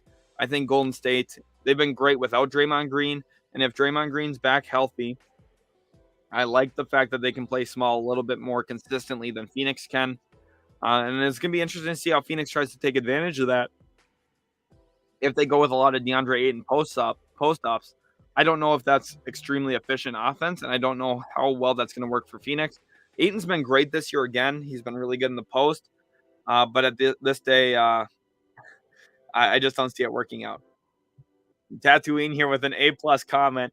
Stream chat tries to insult Porzingis. Utility Sports cracks knuckles. That's awesome. That is exactly the truth. I'm going to leave a like on that one so I can pull that one back up later. The Atlanta analyst, how is the fan base if Luka does the in Luka, or how's the fan base in Dallas does okay, here you're asking about Luka and the Dallas arena get loud or only when something big happens. Just curious. So I've actually never been to a Dallas Mavericks game in person. I do not live in Texas and I don't live in Dallas. So that is one of my biggest hopes. Is my plan is within the next year and a half or so to go to a Dallas game in person. So I can't truthfully and honestly answer this for you the way that I would hope to. From my understanding of it, from what I see on Twitter, I'm very plugged into the Mavericks. I pretty much anything that happens for the Mavericks, I see it. But my thought here is it gets pretty loud when Luka does something. So that's at least what I see on social media and what I've seen about the Mavericks when I'm watching games. But I think the fan base as a whole is really good. Usually the Mavericks are top 5 in fan attendance, which is a good sign, at least, even when they've had a couple down years back when, Dennis Smith Jr. rookie season, that kind of season. Mavs usually finish top 5 in fan attendance, so I'm guessing the fan base is pretty good and pretty loud in the arena. Amani, the great, out of Minneapolis says, do you think the Minnesota Timberwolves will bring their big three to make it to the 6 seeds in the playoffs?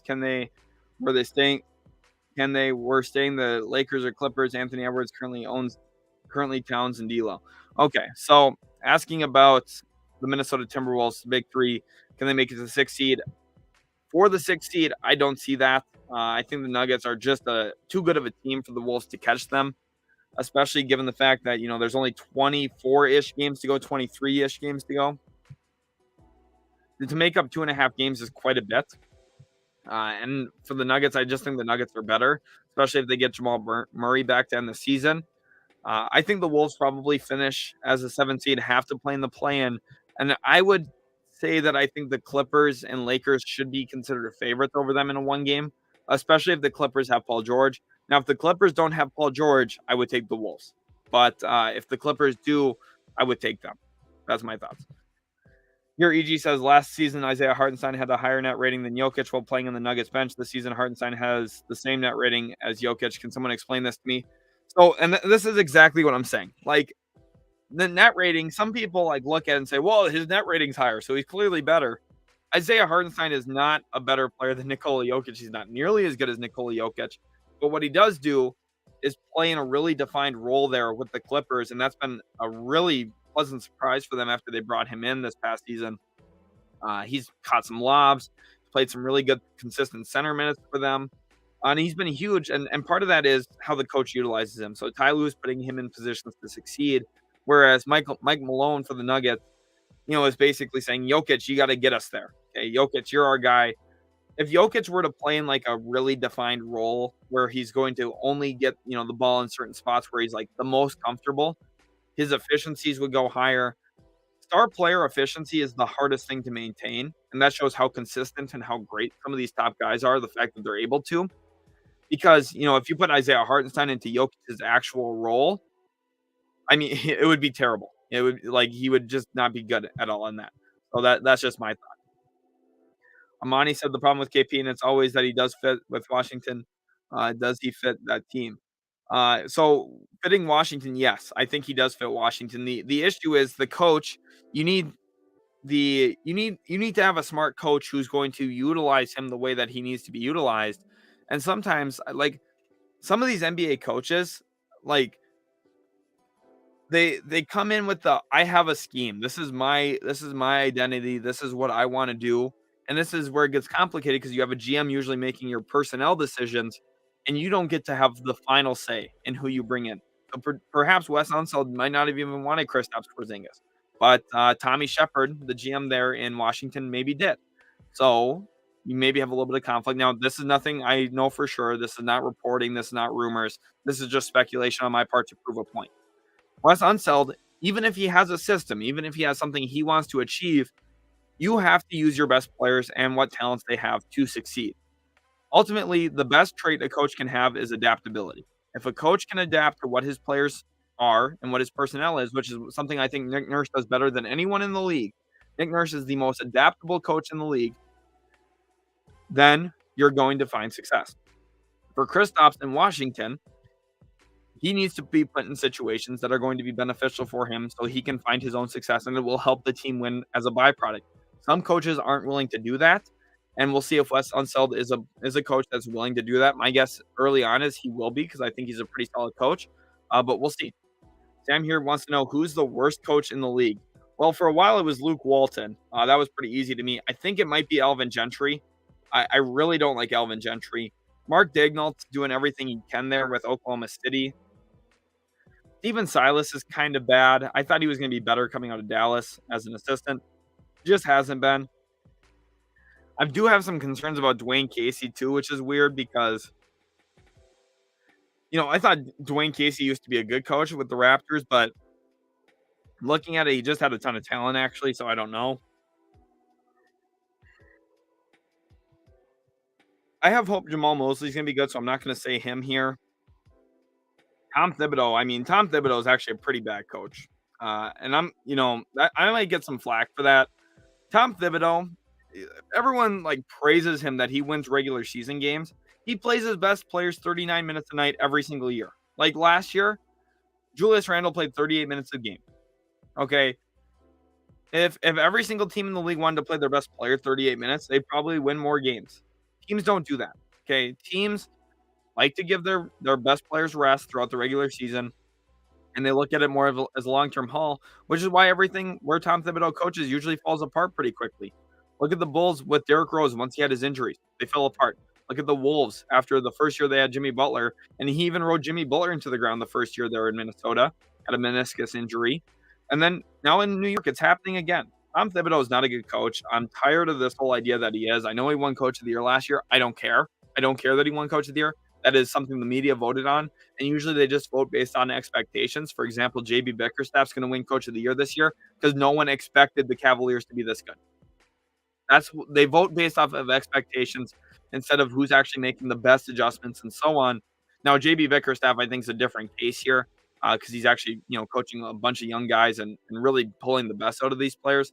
For me, Tom Thibodeau, he's got a really, really good defensive system.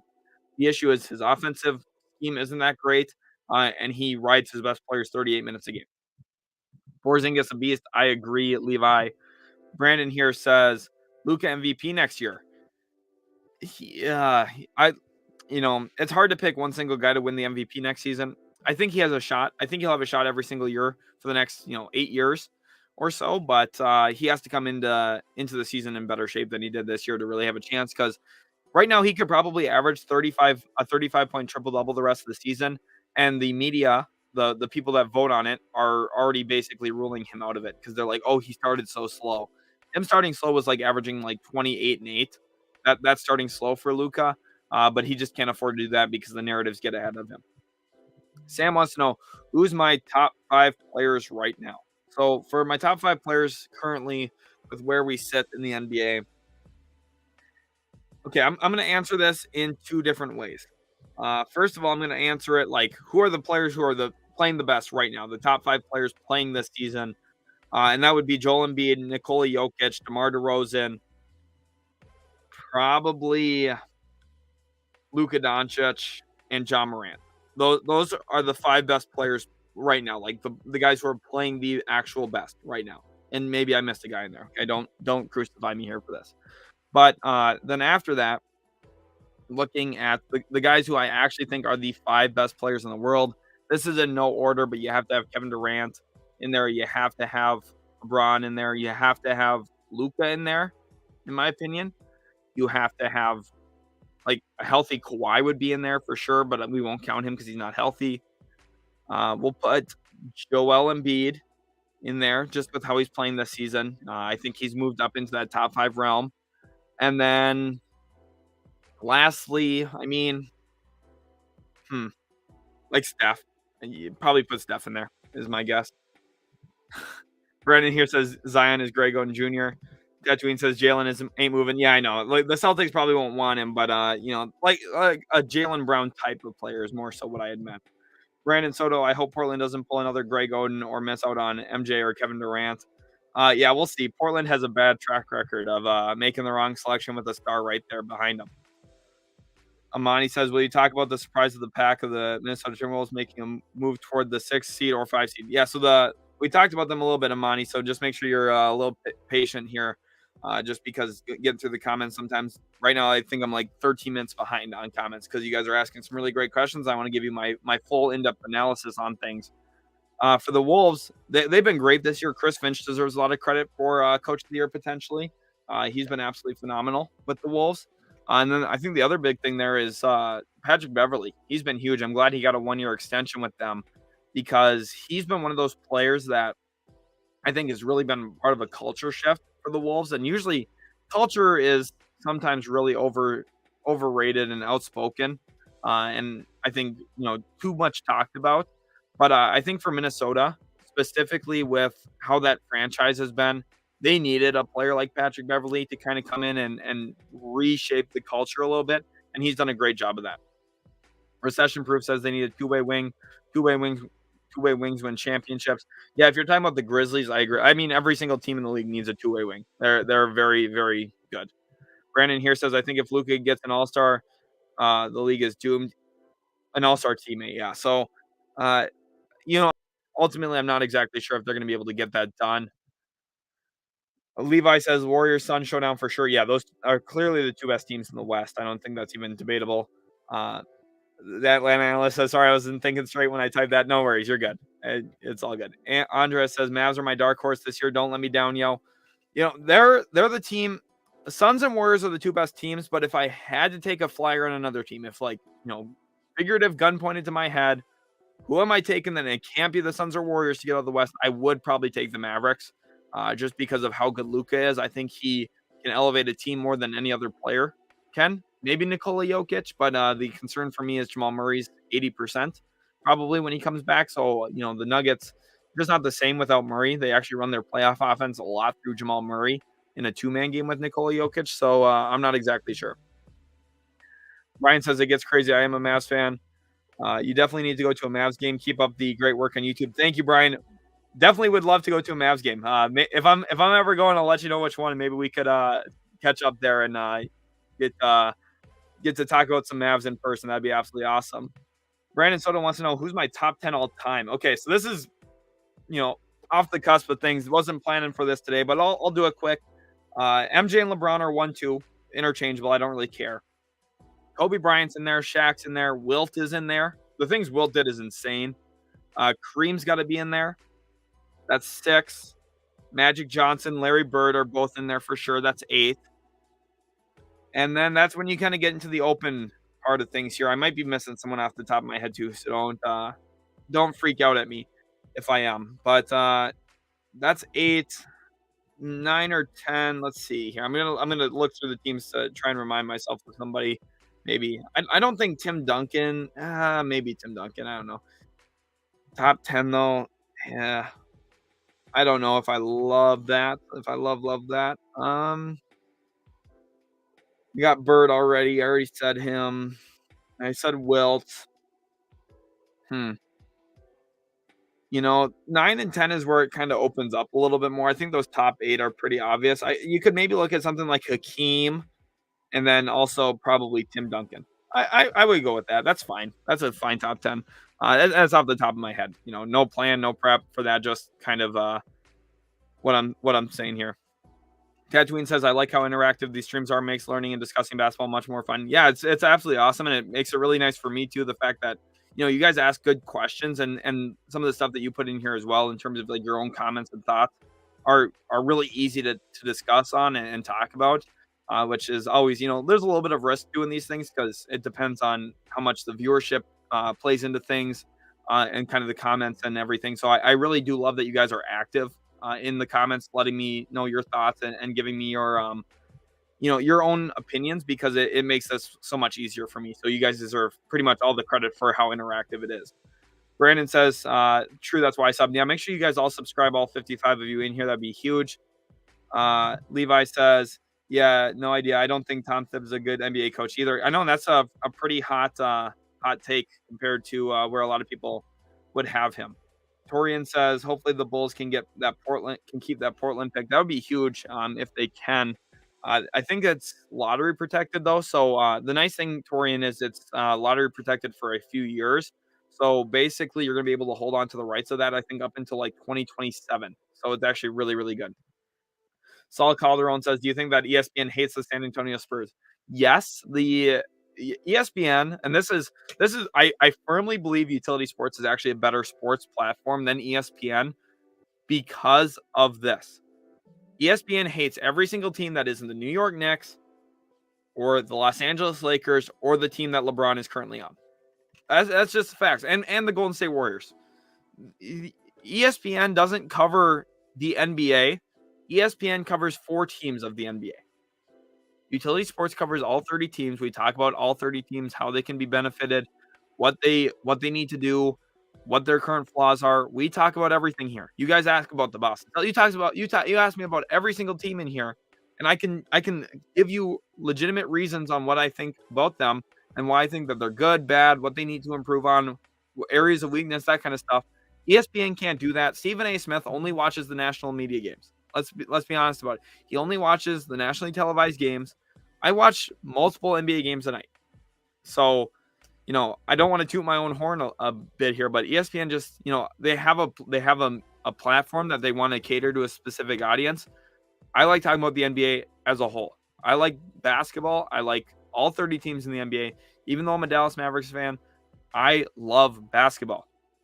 That is really what I care about. Is just the NBA in general. I'll always be a Mavs fan, but the NBA is really, really what I care about. So, that's my thoughts. Andres says, I think it's going to take the Mavs to be a top-seeded team for Luka to win MVP. Right, that's the other thing is to win MVP, you're kind of battling the whole narrative and seeding situation. So I just don't see them winning if they're not in the top 4 in the West. David Duncan, how do you feel about the Celtics being a contender this year? The East is loaded. I mean, contender, I think there's a chance they could get to the Eastern Conference Finals. I don't necessarily know if I see them winning it, just given what, Philly is now and what Brooklyn is when Kevin Durant's healthy and what Milwaukee is and Chicago and Miami. It's tough to say that. I don't see them winning a championship, but at the end of the day, I think that they're solid. So they're good. I think they'll push teams in rounds 1 and 2 if they get there, but I don't see them being a true contender. Monty says, big guy, could you help me find a buyout player that is a defensive stopper that'll help Cat down low? This team needs a power forward desperately. So, I mean, a player to watch would maybe be Derek Favors out of Oklahoma City, but I don't necessarily think they're going to buy him out. So, I just don't think there's a ton of options here, unfortunately, Amani, for you. So, sorry I can't help too much with that. I just don't think there's going to be any defensive stoppers really getting bought out at this point. Levi says NBA is the best. Playoff times are so fun. They are. The playoffs are phenomenal. The NBA, in my opinion, is the best league in the world. The product is phenomenal to me. The displays of athleticism, and just the sport. I mean, thank you, James Naismith, for creating this sport because it is so good. Eric Mendez says, do you think Chicago is a 4th seed team? For Chicago here, right now they're the 2 seed. I mean, I could see them slipping down to 4 if, Philly and Milwaukee catch fire. But I think they probably finish in the top 2 because I think they're going to probably push for that seed a little bit to help them get a couple more home games.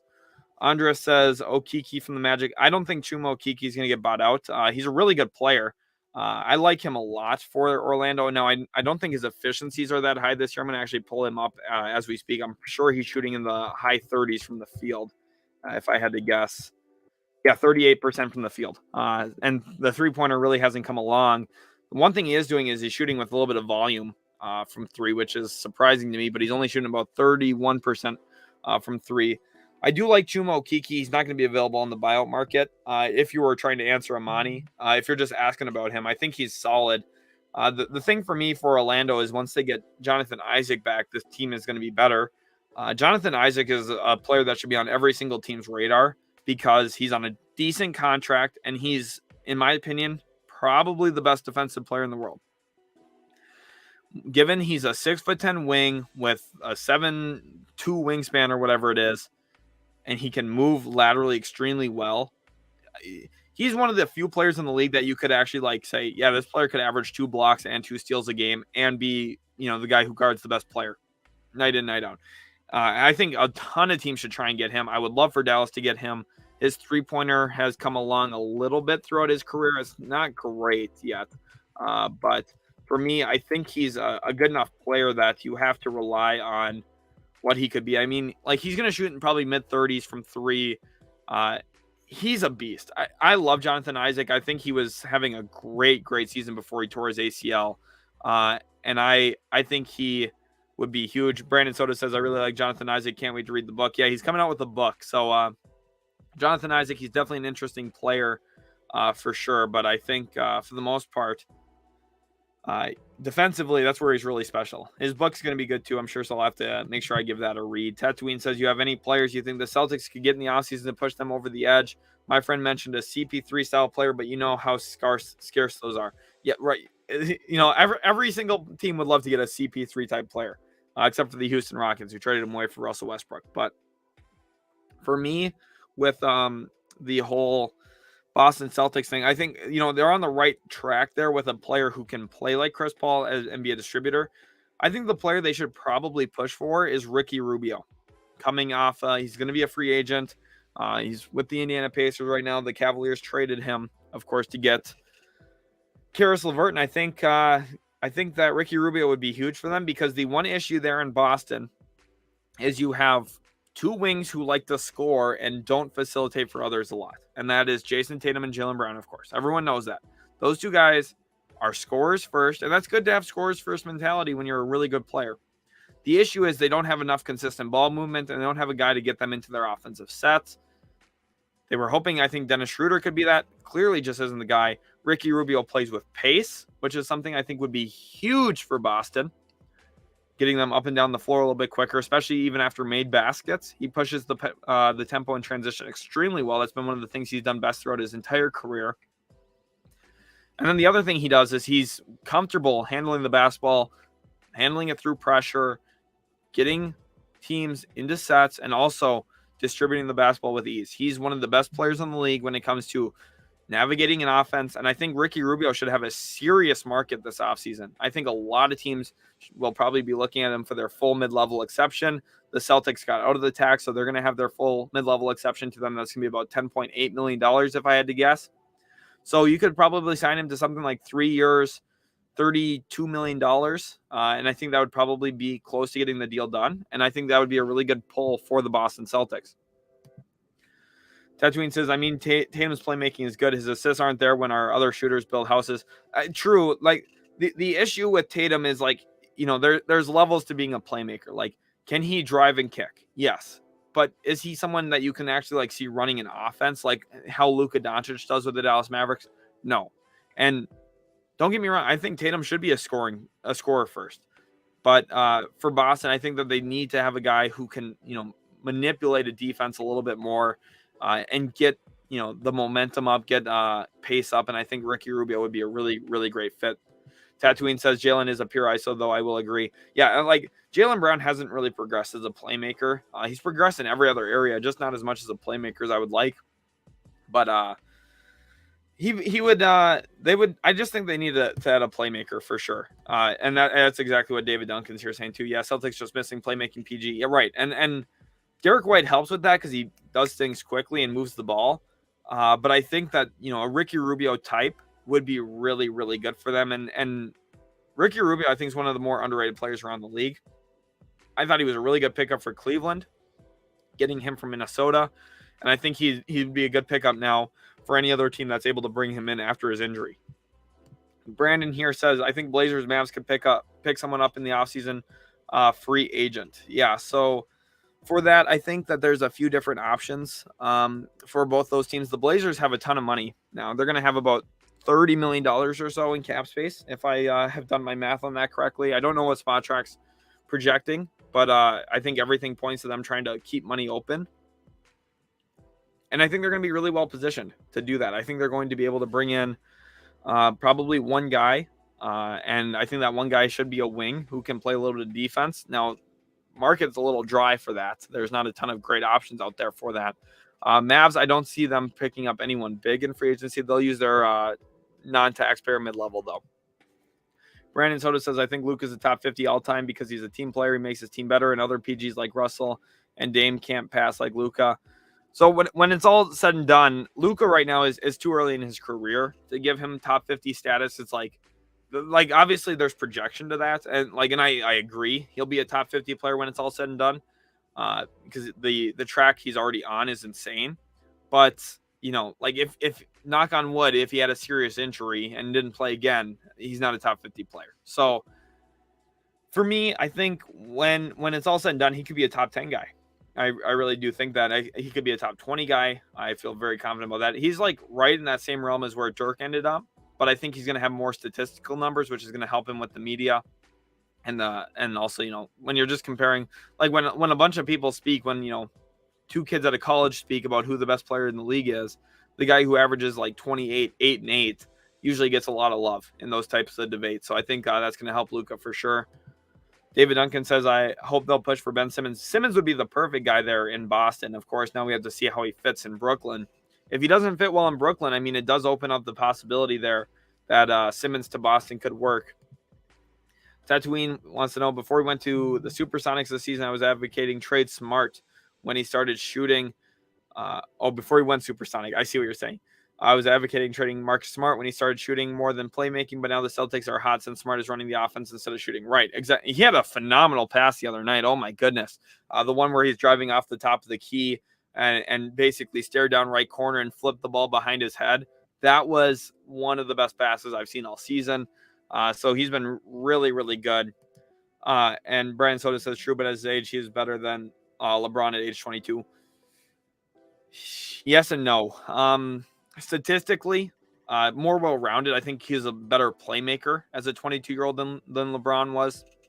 But LeBron, in his age 22 season, let me pull up his stats just so I make sure I'm not misquoting this here, but I'm pretty sure he was averaging 30 points a game that season.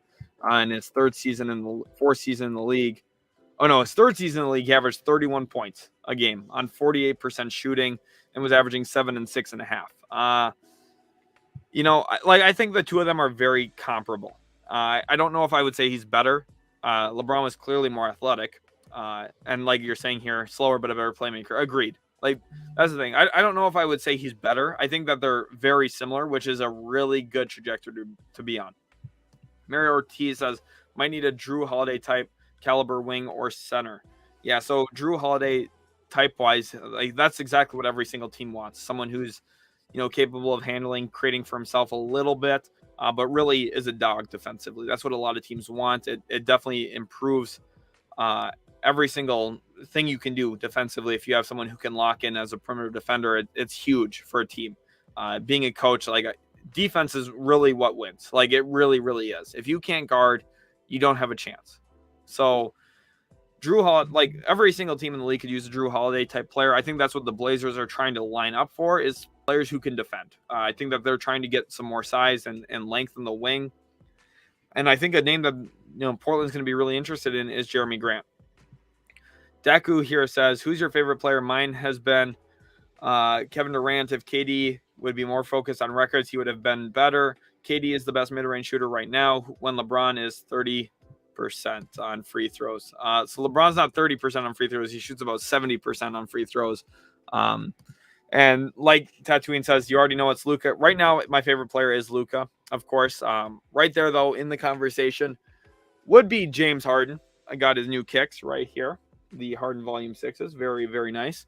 I love James Harden. But what I really like is I like shot-creating playmakers. That's probably my favorite thing to watch in the NBA, is guys who can create off the dribble for themselves, but then also are unselfish and can get it to others. And Harden and Luka are basically the prototypes of that. LeBron in a way as well. But before that, it was obviously Dirk. Watching Dirk Dirk Nowitzki was the player that made me fall in love with basketball when I was 4 or 5 years old. So yeah. Andres says Eric Bledsoe's who you're looking for. Yeah, but Eric Bledsoe's got some of his own flaws. So he's already in Portland. I just don't think that at this point it's not going to be there for him. Deku says Luka is not better than Kevin Durant or LeBron. Luka is okay, so I'm not sure what that second part means, but Luka probably isn't better than LeBron or Kevin Durant as of right now, but that's okay. Luka is a better playmaker than Kevin Durant for sure. That's not even close. And Luka early in his career is a better playmaker than LeBron was early in his career. Now, LeBron's probably one of the best playmakers to ever play the game. Kevin Durant is very one-dimensional offensively with the way he plays the game, which is looking to score, but he's so good at it that you can't really knock him for that. Kevin Durant's a really, really great player all the time. So deserves a ton of credit. And for Luka to not be better than them yet when he's only 22 years old isn't that bad. That's not a bad thing to say. Tatooine says, since you like playmaking shots, that mean you're an AI fan. So not as much. I never really bought into Allen Iverson. The other thing is I forgot one important part. I like bigger playmaking shot creators. So, like James Harden, 6'5", 220 pounds, or, Luka 6'8". Guys who are, 6'5" and up is really kind of what I like. Someone who's a little bit smaller like AI at 6'2". I just have never really been a huge fan of that. That's just never been my favorite player archetype, if that makes sense. It's weird that we all probably have our own little things that we hold on to and tie on to. AI was great though. AI, man, what a great player. It just never was my kind of favorite player. Deku says the best player right now is Kevin Durant. Don't get it twisted with Luka, but Luka is not only Kevin Durant of LeBron's level. I can respect your favorite player, but Luka is right now. Yeah, he's just my favorite player. I'm not saying he's the best player in the league right now, but I think there is a conversation to be had about that. And people talk about injuries. Let's go ahead and look at Kevin Durant. How many games has he played the last 4 seasons? In the last 4 seasons, Kevin Durant last year played 35 games. This past year played 36. Missed all of 2019 and then played 78 with the Warriors. So, if we're going to knock some guys for availability, Durant isn't the most available player usually. So, I mean, you can knock guys you want for availability, but I think, people just don't keep that same momentum for everyone else. And do you think Kevin Durant should leave? He's not getting help and could get his 3rd ring with the Warriors. What do you think? He, Helio saying here, he signed his extension. He's committed. He's gonna stay with the Brooklyn Nets. And I think the biggest thing for him is he's going to try and get his championship on his own, as he has a whole bunch of other Hall of Famers on his team. The thing about Kevin Durant, the legitimacy of his championships. Yes, he won them. Yes, he got Finals MVP.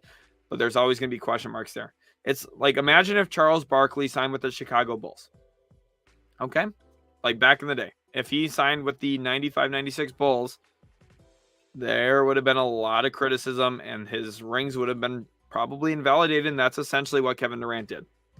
Tatooine says, I get that. I love blocks. So you already know I'm a Time Lord stan. That 9-block game against the Nets sold me. Time Lord, man, he's awesome to watch. Rob Williams. Guys who can block shots, they're so much fun to me. I love that style as well. But blocks, steals are fun as well. The other thing I love, instead of just big bodied playmaking shot creators, I also love, positionless defenders who are 6'7", 6'8"-ish. The Mikal Bridges, the Jonathan Isaacs. I know he's a little bit bigger. Those type of players really excite me. By trade, then I've kind of fallen in love with the Florida State Seminoles in college basketball because, defensively, every single year it seems like they've got tons of those guys. Devin Vassell, Patrick Williams, Scottie Barnes last year. That's literally their coach's archetype as well when he's recruiting clearly. So I, by nature, have kind of started to like the Seminoles as well in college basketball.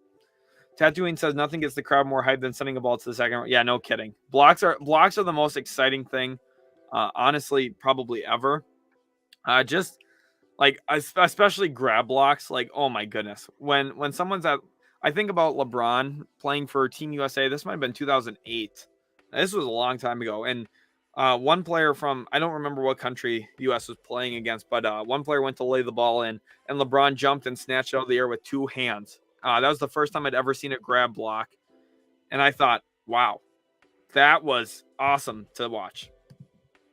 Andra says, what would be the ideal pairing for Luka? I'm not sure what type of player would complement his game. So the ideal player is basically, think someone like Paul George.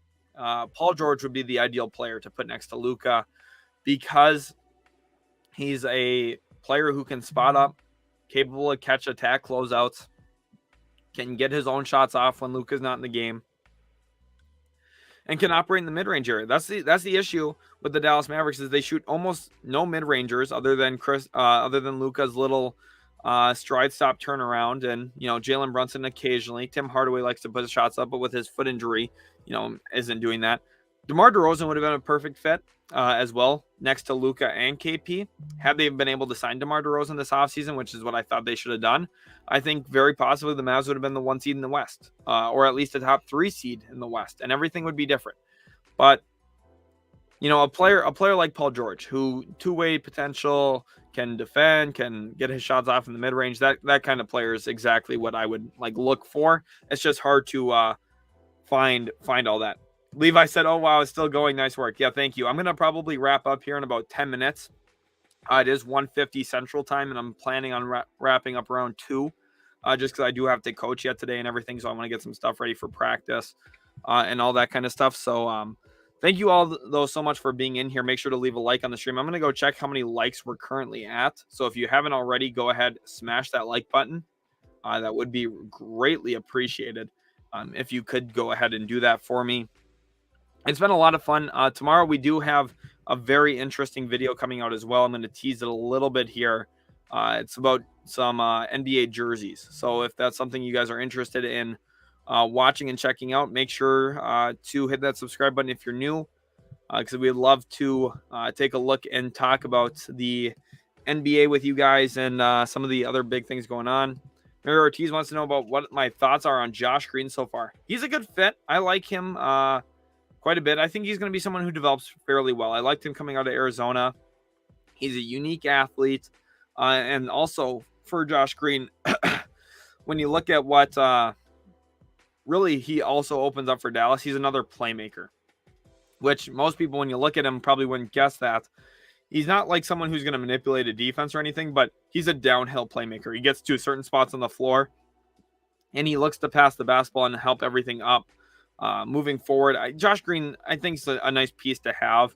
I don't know exactly what I see his long-term role being with Dallas, just because, they inked Dorian Finney-Smith to an extension. My thought is Jalen Brunson's going to stick around, and you have Tim Hardaway Jr. already.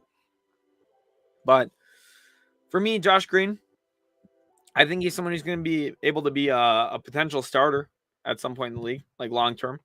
Deku says, after all these stars retired, the top 3 would be Ja Morant, Luka, Bronny James, or LaMelo. I think that Kevin Durant is better than LeBron in talent, but LeBron is better in championships. So I like LeBron in talent just because I think he's a little bit more well-rounded. But if you're talking about scoring, pure scoring, Kevin Durant's probably better. Yeah.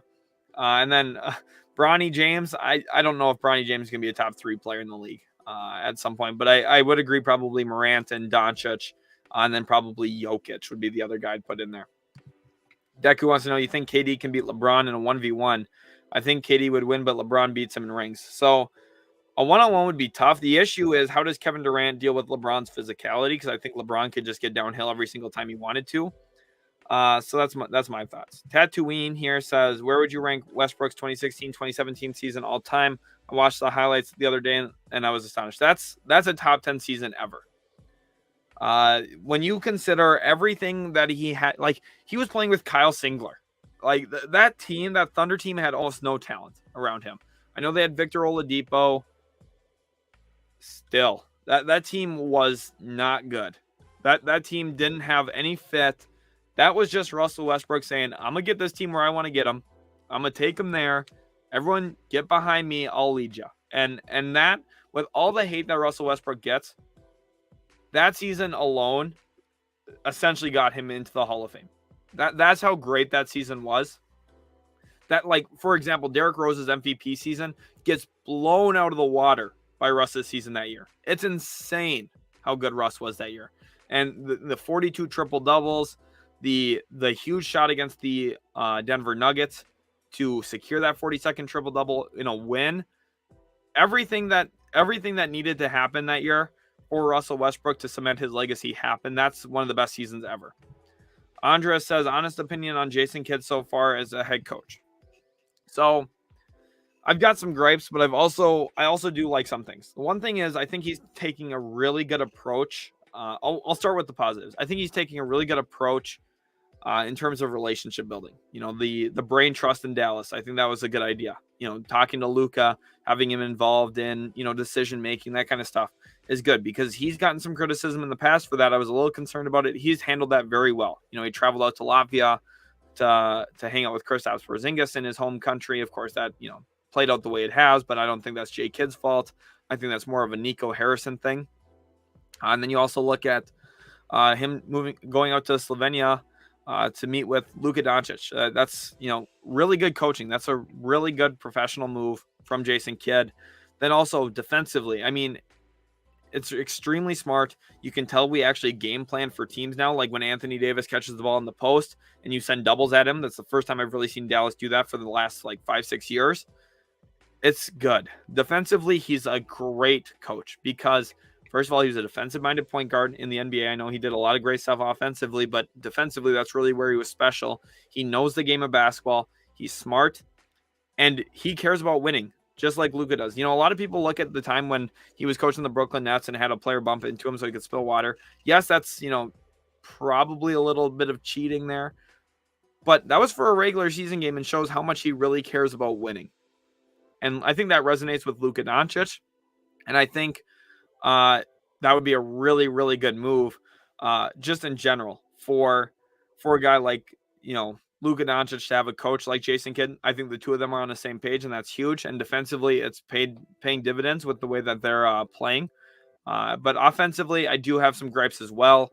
I would have liked to see him do something a little bit different with Luka instead of just, we'll put him in the post a little bit to get him off the ball. He's not even off the ball in those situations because they're getting him the ball in the post.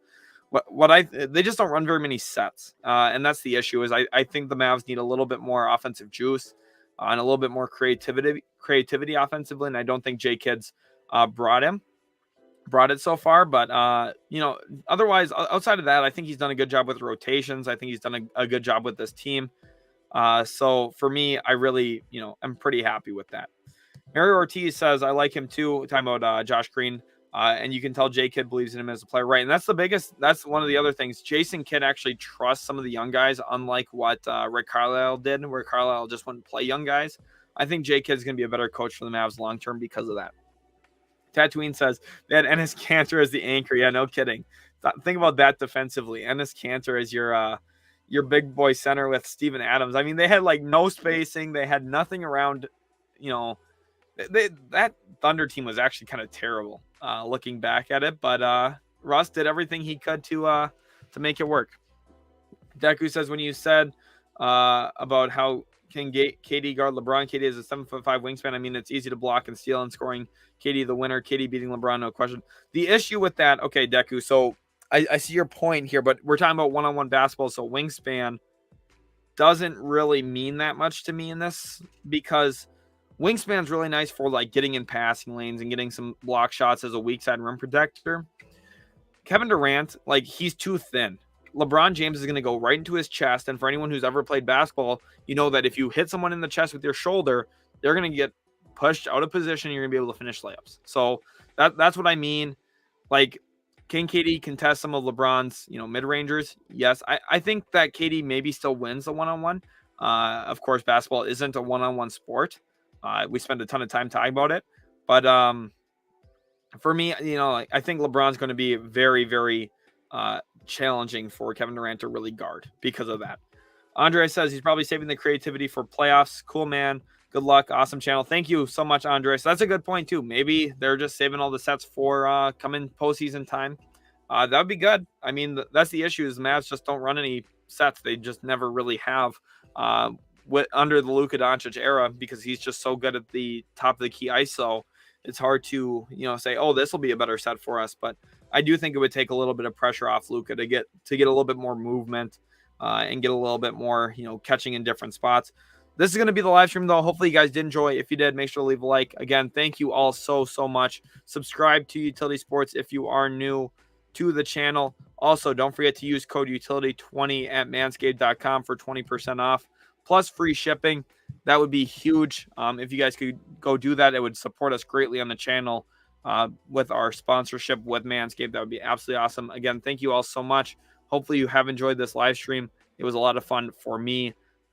Really great 2 hours to sit down and talk with you guys about basketball, everything going on in the NBA. Let's go back to our starred comment of the day. Tatooine says, Stream Chat tries to insult Porzingis. Utility Sports cracks knuckles. That's right. Thanks again, guys, so much for watching. It was awesome having you all in here. Hopefully you guys enjoyed, and we'll catch you in the very next Utility Sports video.